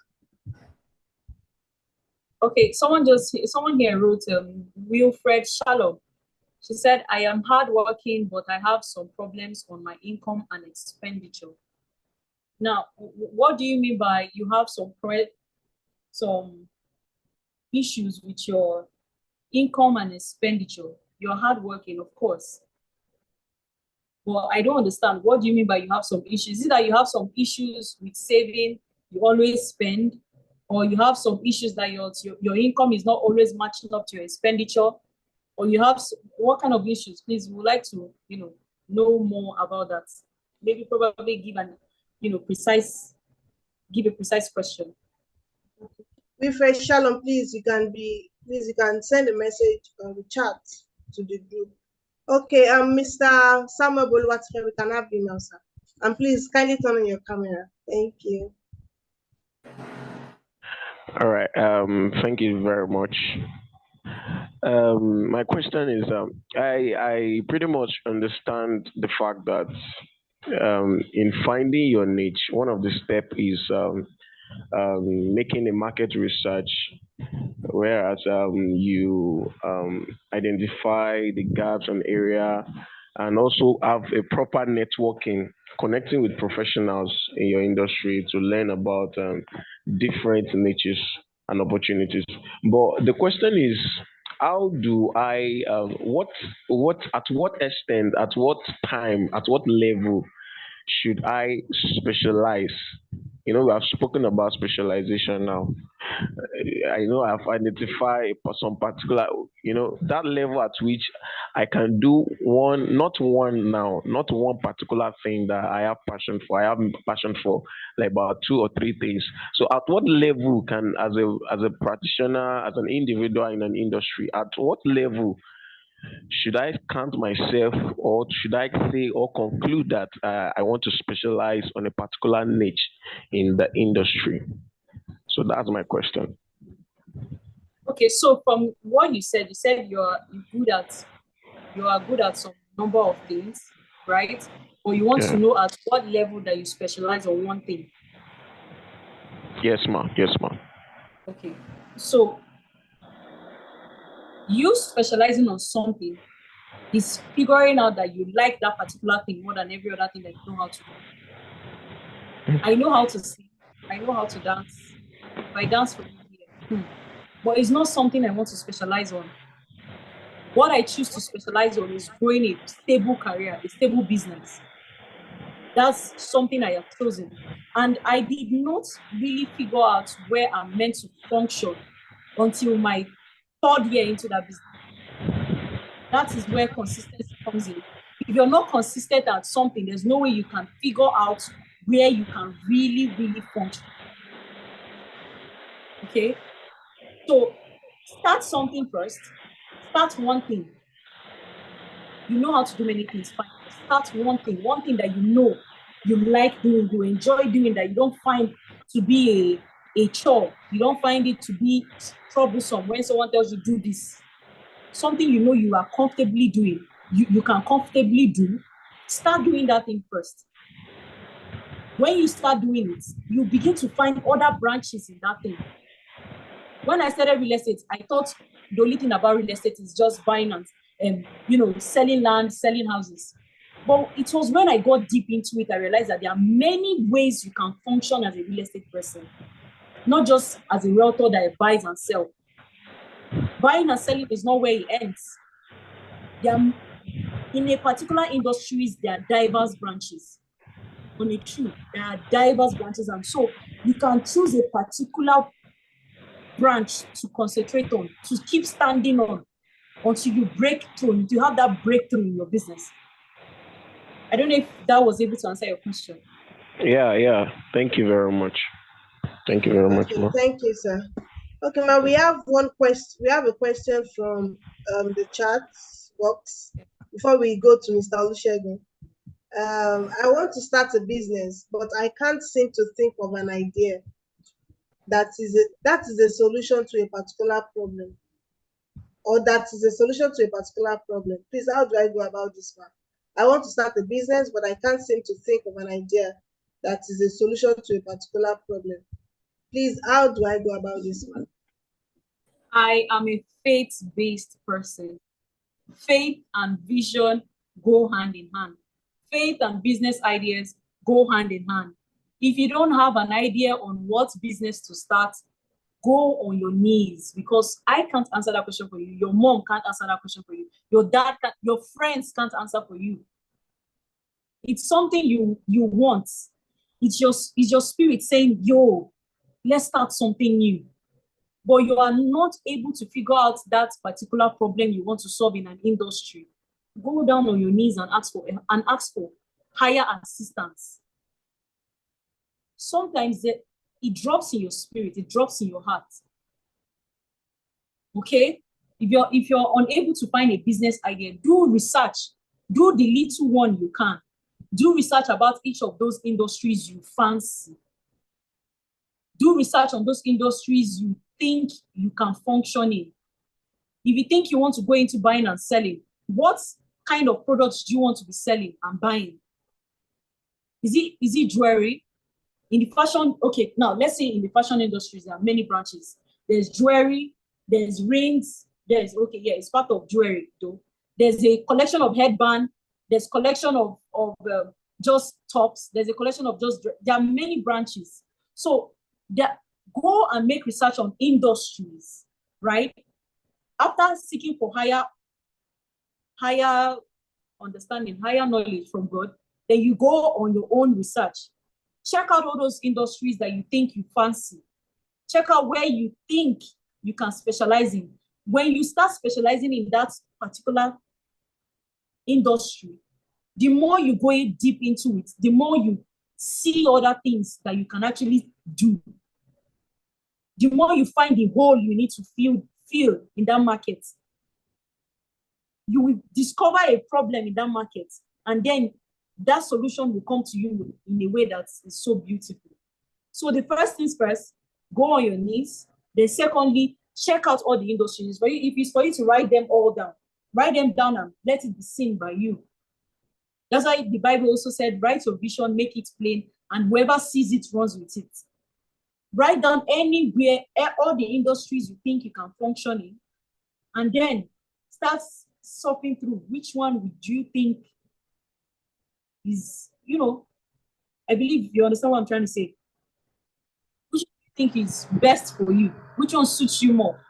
Okay? Okay, ma. Thank you, ma. Like you said, God is the source of all inspiration. So I feel that answers it. Thank you very much, ma. Okay, we have a message from a question from Mrs. Taibat Olatunde.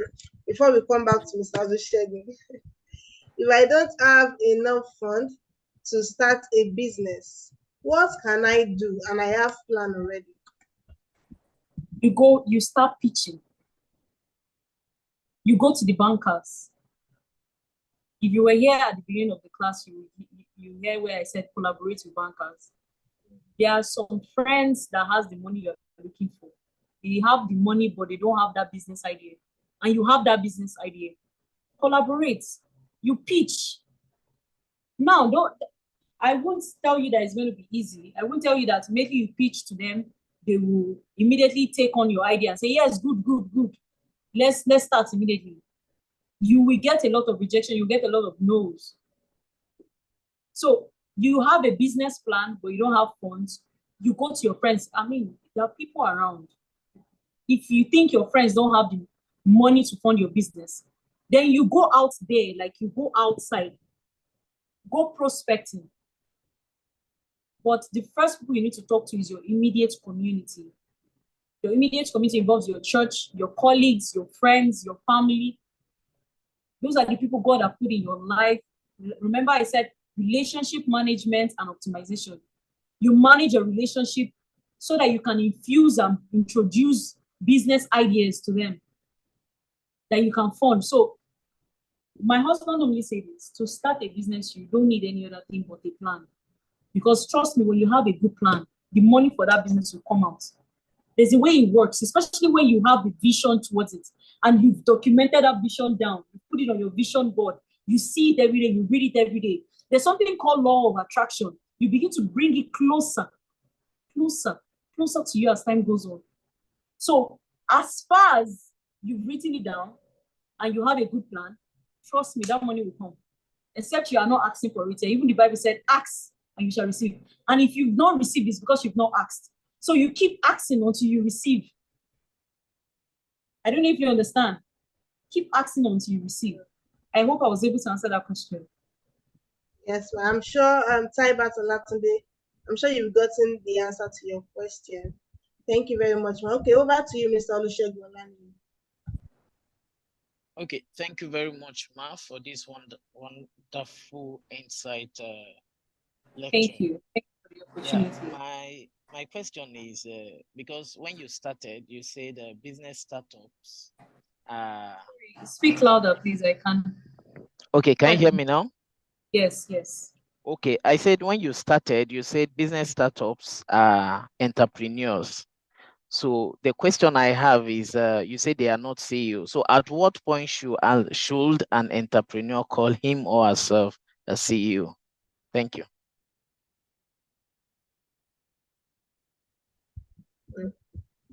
Okay, ma, did you get that, ma? I think I was experiencing a glitch. Yeah.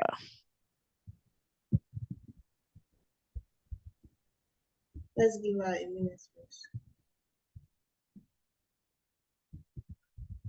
CEO Olusegun Olaniyi.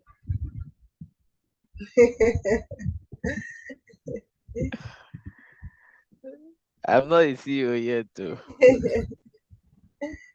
Upcoming CEO, sir.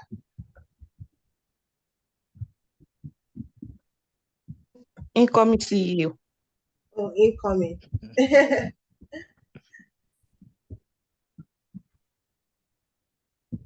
Amen. No. Okay.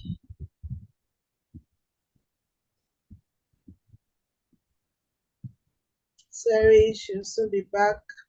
Network seems to be. My network was crazy. I'm sorry, I had to go. Can you hear me now? Yes, we can hear you, ma. Welcome We back. can hear you, ma. I had to go do the internet well. Okay, so Olusegun, you were saying something, sorry. Okay, I said when you started the presentation, you did mention that business startups are entrepreneur and they are not CEOs. I don't know if I get you right. So my question is now that at what point should an entrepreneur call him or herself a CEO? Thank you, ma. Okay, so when you start up a business at the beginning, you are just like 1 month or 2 months in or 3 months in, you are not fit to call yourself a CEO. I remember when I started my first business I used to sell perfume oils and skincare products. I used to put on my title as CEO of Blue Skincare and Scents. People should. But when I got to understand business fully, I was like, wow, I was really childish. So at the point where you can proudly and officially call yourself a CEO is when you are offering you are producing value, you're creating value, people are accepting your value, and you're also paying salaries. Do you understand? So when you build your business from ground up, 1 year into the business, 2 years into the business, 3 years into your business, you know you are catering to other people's needs through that salary. You know you're able to relinquish some things off your plate to relegate to other people and pay them for their services. Well, I think that's when you can call yourself a full-blown CEO, because at the beginning, you are not fit to call yourself a CEO yet. I don't think so. Or rather, the knowledge I've been able to gather so far, you can't say that as you're starting up a business, you can just put the tag CEO at your name. Chief Executive Officer, that's Okay. a very strong, that's Okay, a very strong office. Thank you, ma. Occupied. Yes. Thank you, ma. But most times, especially in this part of the world, as Nigeria specifically, when you want to register a business, they will ask you to register your name as a director, or maybe any other person that the co-people that you register the business with. I'm not talking about ordinary business now, I'm talking about limited liability. So you have to have a director. When you want to register just a business, but when you want to register a limited liability and maybe you are starting up, can you still call yourself a CEO, or you just call yourself a director, or you remain an entrepreneur? Well, authenticating your business is the steps in entrepreneurship. Authenticating your business is you going for that certificate, registering your business. And once you register that business, yes, when you're registering, like I did that as well, limited liability, you have your directors, you have your, they had lots of titles being given for a limited liability.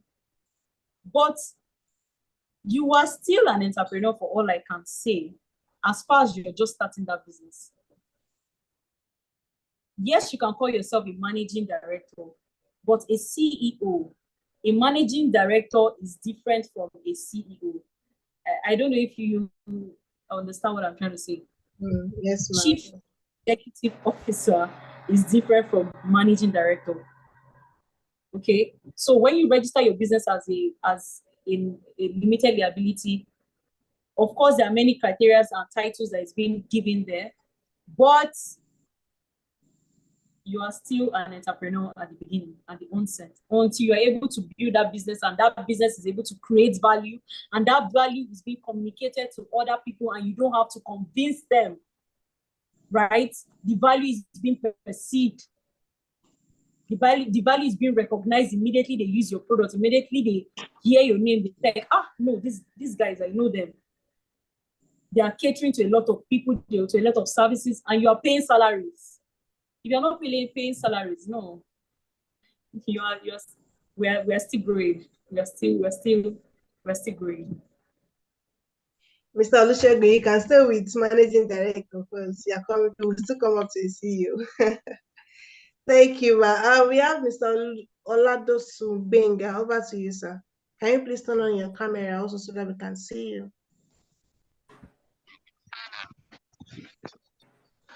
Yeah, good evening, everyone. Thank you for the opportunity. Yeah, you don't have light, so you can't, there's no how you can see me even if I'm on the camera. So sorry about that. That's the situation we find ourselves.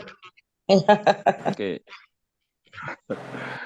Yeah, Madam, thank you for this tonight's program. I really enjoyed it. And my question goes to, thank God, the area that you keep mentioning, real estate. Because these days I work with real estate, and we manage to do this, that. Even some of the colleagues, we are so even discouraging. I say, what can we do? We tell some people, come and do this. Some of them will tell us, even you too, you can give us money to eat because we are looking for money. So what do you still think we can still do at least to make sales and to the idea, please? I don't know how to. That is just my question. The whole essence of starting up a business is building trust. If people don't trust you, there's no way they can give you their money. A lot of people have this buyer after buying. They buy something and they start feeling guilty later. Why did I buy this thing? It's as if they would have preferred to use another person's money to buy it instead of using their own money to buy it. Yeah. So, can they trust you enough to give you their money? Like I said, I didn't make any sales for 2 good years. I didn't make any profit in my business for 2 good years.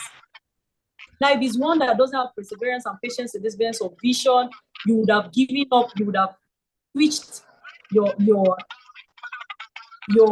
field. So in this real estate, to be honest, is building trust. If people trust you, they can give you their money.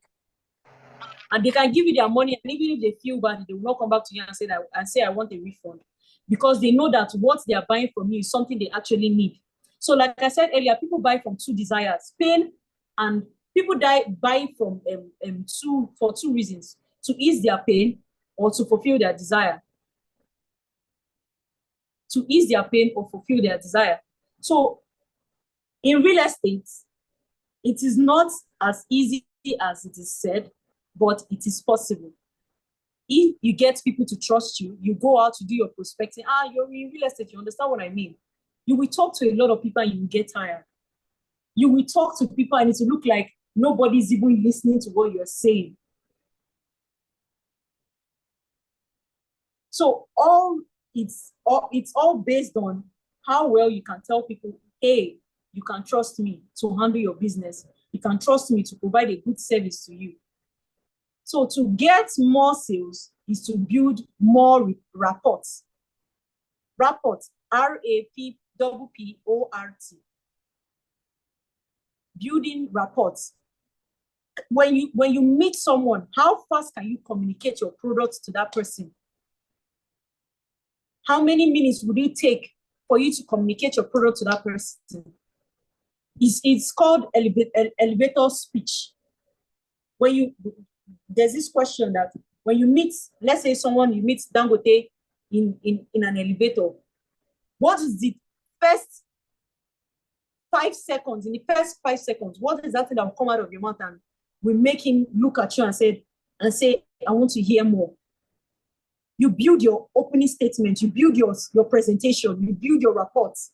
Then when you go prospecting, when you start talking, they will listen.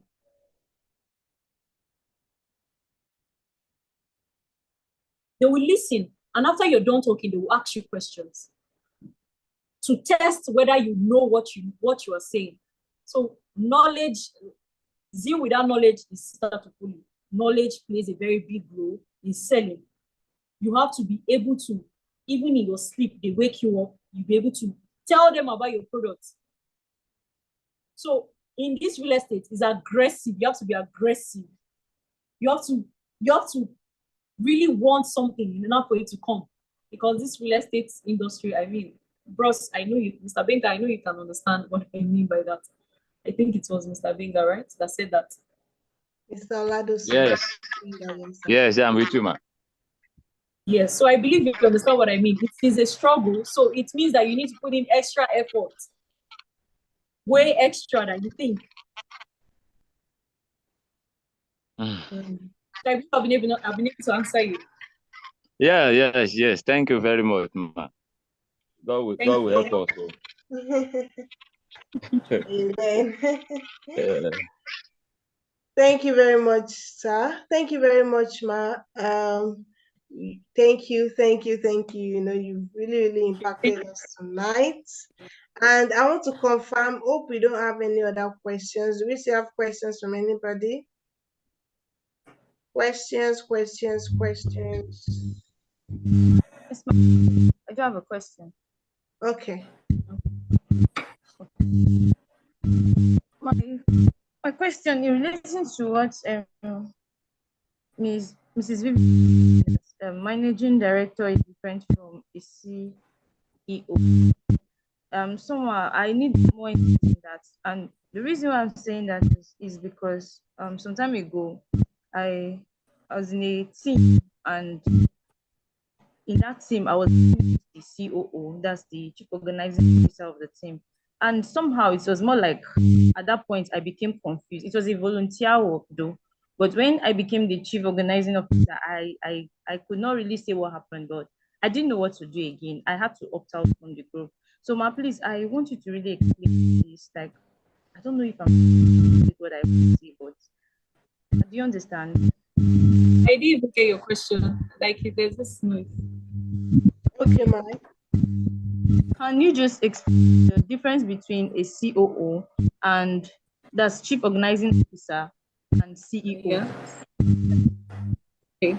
So, a CEO, you know, they are in any Fortune 500 company.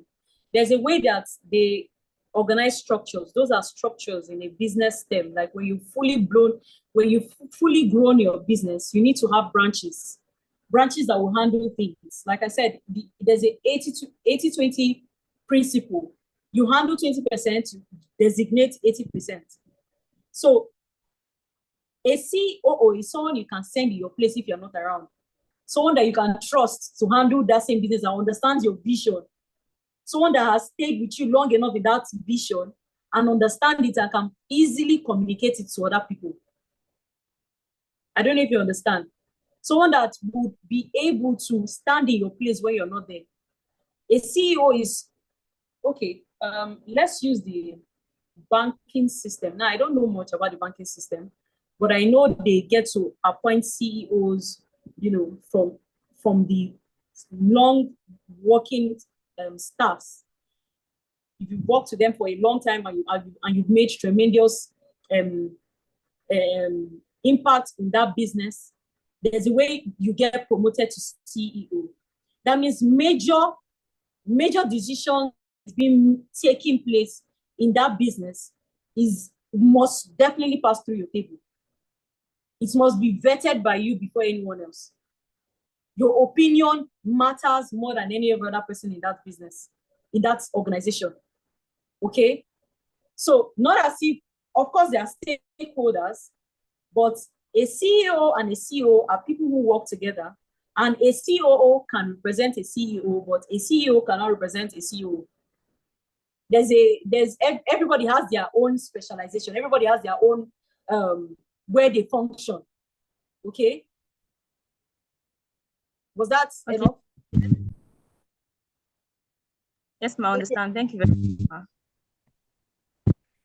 Okay, Ma. Thank you, Ma. Do any of us have any other question before we call this before we wrap up?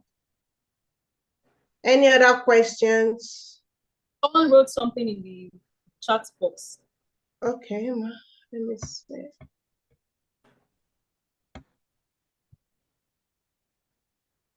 Okay, okay, no, that was Cynthia. She asked that question already.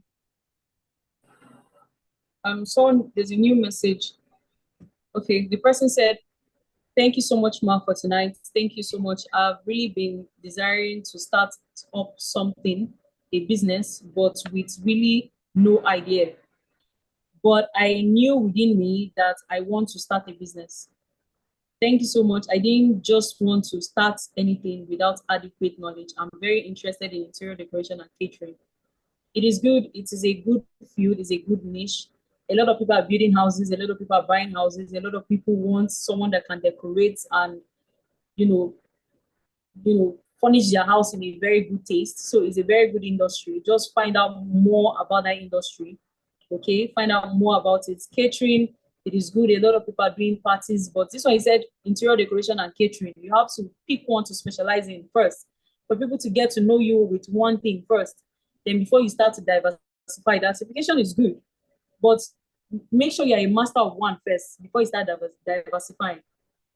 Okay. So I think that's all, right? Okay, ma. Okay, ma, do you have any final notes for us all? Yes, the final note is actually something my mentor sent to me, and it's something I've been using as a words of affirmation to myself. And I would really love to share it all with us tonight. Okay? I would really love to share this affirmation with us. It's something that she sent to me and I've been using, and it has been helping me a lot in terms of, scaling my business. Words, they are very powerful. That's why even the Bible said, watch your tongue. Your words, all the things you say about yourself, negatively or positively, sinks into your subconscious. So if you keep saying something positive, it sinks into your subconscious mind, and your subconscious mind runs with it. And it begins to produce fruits of its kind. Okay, so it's something my mentor sent to me, and I repeat it to myself almost every day, and I would like to share it with us. And I want us to start by placing our hand on our chest. Come on, guys. Place your hand on your chest. Place your hand, everyone. If you can turn on your cameras, let's see you, please. And then you repeat after me. Everyone, place your hand on your chest, and then you repeat. My desire for my preferred future. My desire for my repeat after me. My desire for my preferred future. My desire for my is greater. Yes. Is greater. Is greater than my resistance to do the work it will take. Is greater than my resistance to do the work it will take. To do the my work desire for the future is greater. That desire is greater than the resistance to do the work it will take. Is greater than my desire for a prepared future is greater than my resistance to the work it will take. Than my resistance to do the work it will take. And trust me, to propel you to want to work on something new every day, work on yourself, work on that particular business idea that you have, to propel you. So thank you so much. Thank you, Young Leaders Academy. Thank you so much for the opportunity to speak to us all this evening. It has been a great pleasure. I had an awesome time. The questions, everything. The fact that you guys were here until this time, this 10 p.m., I want to really appreciate you all. Thank you so much for the opportunity. Thank you. Okay, ma. Thank you very much, ma. Now I'll be handing over to our executive directors, and I want us all to appreciate Mrs. Vivian in the chat box. Thank you very much, ma. Over to you, Pastor Tunji. Okay. Thank you everyone for joining in tonight. Thank you, Mrs. Vivian IFEANYI, for making up time to be with us tonight, and we sincerely appreciate you, and we do not take your time for granted. We've learned so much from you, and we're excited to have you be with us here tonight. We pray that God will increase you in wisdom, knowledge, and understanding. We also hope that when next we call you, you will be available for us. We sincerely appreciate your time, and we trust God that this impact will spread all around. Once again, we want to appreciate you. Please help me appreciate Mrs. Vivian for being with us tonight. Our handle, somebody is asking for your handle. Our handle is Vivian underscore. I'm trying to remember now. Vivian underscore blue. Underscore blue, yeah, correct. Vivian underscore blue on Instagram. You get to see a lot about what she's doing and what she's doing in the real estate industry.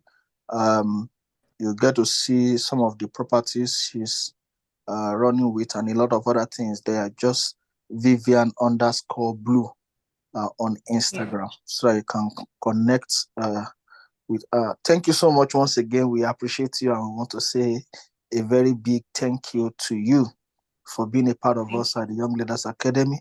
We trust that God will keep you and enlarge and increase you on every side. Thank you so much, man. Thank you. All right. Thank you, everyone. I hand over back to Jumoke. Thank you. Okay, so thank you very much, and thank you once again, Mrs. Vivian IFEANYI. We are releasing you tonight. Thank you, Ma, for staying with us for this long. Okay, thank you, everybody, for joining again tonight. I hope you all had a great time. And there is another session tomorrow, which will also be the last session. I hope we are all ready to receive, to be blessed, to be impacted, to be changed, to be renewed, to be transformed. And I hope that we've learned a lot from the first day till now. And also regarding what the discussion we had regarding the discussion Pastor Tunji had with us yesterday concerning our cluster campaign that was commenced on the 1st of April. Please have that in mind. And this platform, it's beyond the platform, is a community that will help you grow, help you become a better person, a better leader at every organization and at every point in your life. We are looking forward to have you tomorrow, same time, same venue, virtually on Zoom.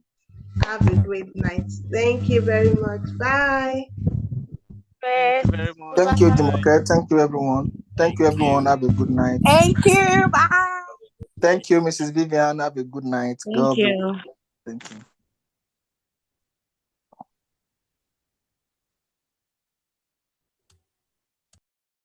Everyone, John Light, Princess Juliana, Peculiar, Oladosu, Chisom, Moyo, Gideon, Emmanuel, Banke, Adejuigbe.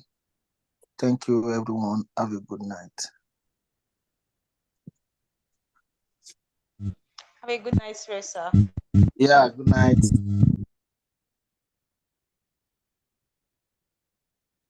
Good night, sir. Yeah, good night, sir. Yes, sir. Thank you very much. Yes, sir. Thank you, Mr. Bimbo. Thank you very much, sir. Good night. Hey, Princess Juliana. Greetings from Nigeria, sir. Regards to the family. Bye. Yeah. Bye.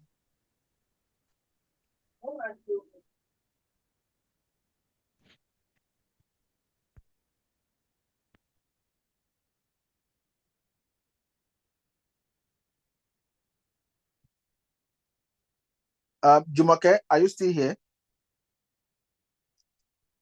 Yes, sir. Okay. Now I want to ask. 1 minute. Let me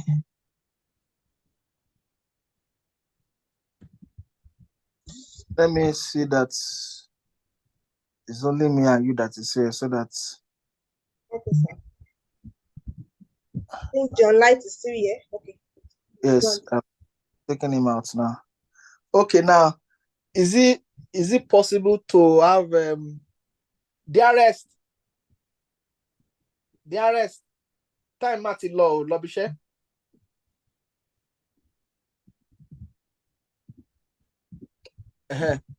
Is it possible to have because I'm in between decisions. Yes, I'm supposed to be at work tomorrow. Actually, I'm supposed to take my session on Monday. Yes, sir. It's breaking, sir. I can't hear you clearly. Can you hear me now? Okay, yes, I can hear you now, sir. Okay, that's good. Now, my session was supposed to be on Monday. Because I'm free on Monday, but Pastor Sheye is to travel to Nigeria on Tuesday from the US, so she won't be available for that Tuesday. So I had to switch my session for her to take on Monday, so I could take on Thursday. But I'm supposed to be at work on Thursday, which is tomorrow. So I don't know what to do. Is it possible to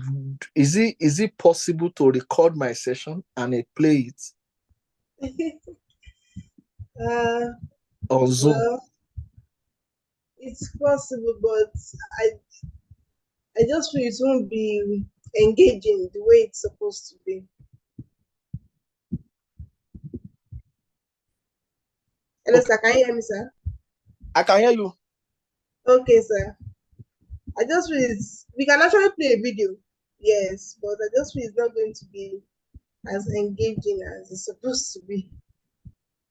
Okay. What do you suggest we do, sir? I'm still thinking. I just said let me mention it to you.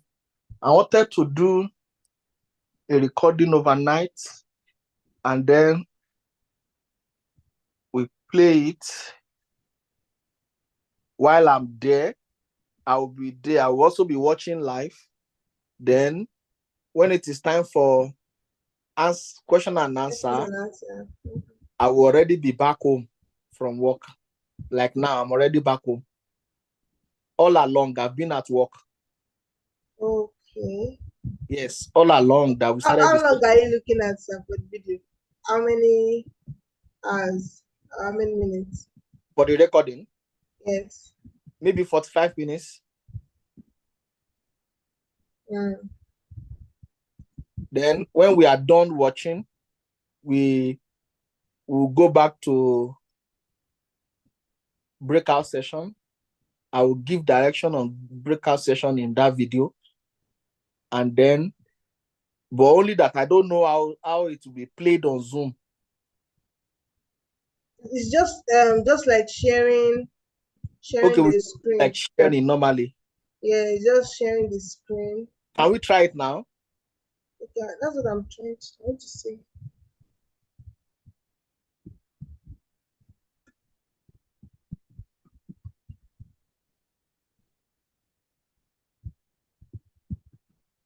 Because I can't see anything like that here. Anyway. Okay, so you're not using your laptop, that's why. But let me see this. I'm coming now. I have one recording now. Okay.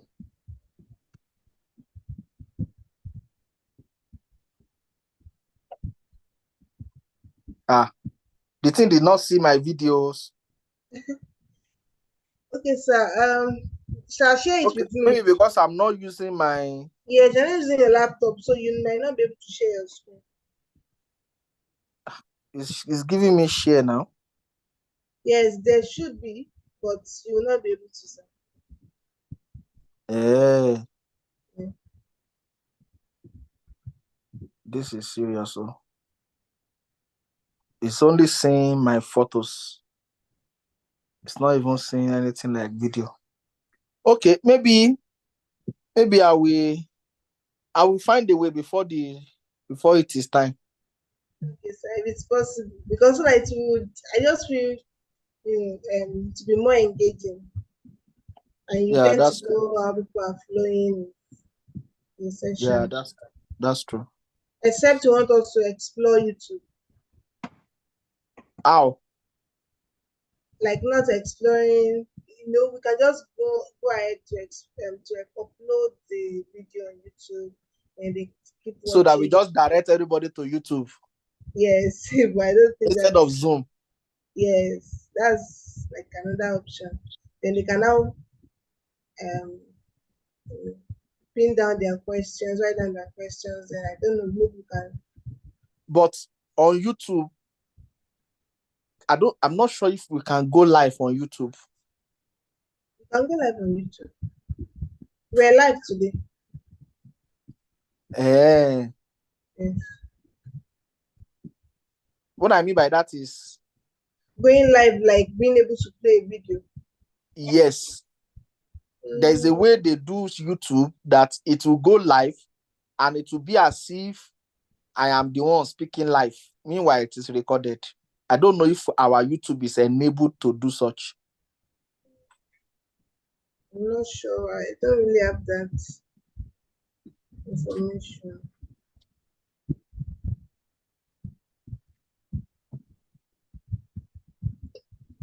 Anyway, I will see what happens before tomorrow. I will see Okay, what sir. happens. Yes, because although I've taken permission already today, they just Okay, told sir. me that two of our staff are strong and they will not be available tomorrow, that I should try to come. So, I don't know. They have to understand with us. Yes, sir. We are taking you only for tomorrow. They can have you for other days, sir. That's true. Yes, sir. No problem. All Sure. right. Yes, sir. Thank you very much, sir. Yeah, are you based in Ilorin or Lagos or Abuja? Okay, so home is Ilorin. How come I did not know you when I was in Ilorin? I'm actually surprised because I used to attend Redeem at one point, but I stopped attending Redeem. Which And Redeem? I used to attend one close by at Gomo, but we do go for um choir, everything at Sabuki. Yes, that's, we do praise night, all those praise night, province. We do that around Sabuki. I'm surprised though. With all I did in Ilorin and I did not know you. That was, sir. I So was in Ilorin Ilorin we were in Ilorin for 7 years. wow. Before you Yes. moved to the UK, sir? Before I moved to Lagos, it was from Oh, Ilorin. They transferred me to Lagos in 2021. I got to Ilorin in 2014. Oh, wow. And they transferred me from Ilorin in 2021. This program we are doing, we started it in Ilorin. Ilorin, wow. Yes, we started it as a conference in 2015. Yeah, okay. And we do it. In fact, the last one we did, we had about 2,000 people. Wow. Yes. So where was the venue? We were using different venue. We used Saboke. We used Master's Courts. I don't know whether you know Master's Courts. Yes. Yes, consistently we used Master's Courts. And then there was a year we used 11 venues. Wow. Yes, that was the year we were over 2,000. We used 11 venues, including Ofa. Omuaran. And we had 7 locations in Ilorin.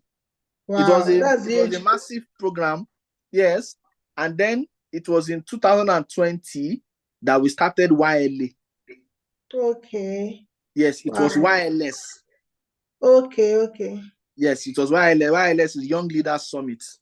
So 2020, when COVID came, we had planned the program. We have produced all the materials that we were to give to all participants, and then COVID came, we could not do it. So when COVID came, that was when I now started YLA.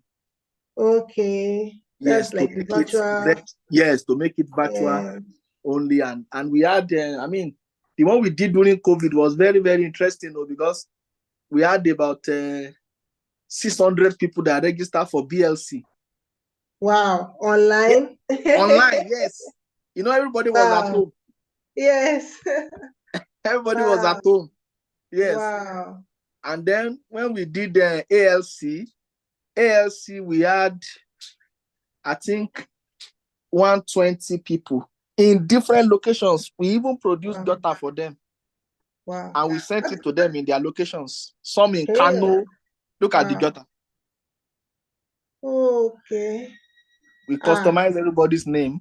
on it. Wow. Yes, everybody's name is on And it. it was sent. People register with 3,000 naira. So how are you doing it? And we sent it to them in their locations. We sent it to as far as Kano, Jigawa, which other state is far like that? Jalingo. Then somebody in Yola. Yeah. Yes. Wow. And they paid just 3,000 naira. Yes. I work with a consulting firm and I know how much to charge for leadership trainings. Yes. So you're doing a great job, sir. Well done, sir. It is well. Amen, sir. So no problem. All right, sir. I'll see what happens tomorrow and then we'll let you know. All right, sir. Yeah. Thank you very much, sir. Thank you. Yes, sir. Bye, sir.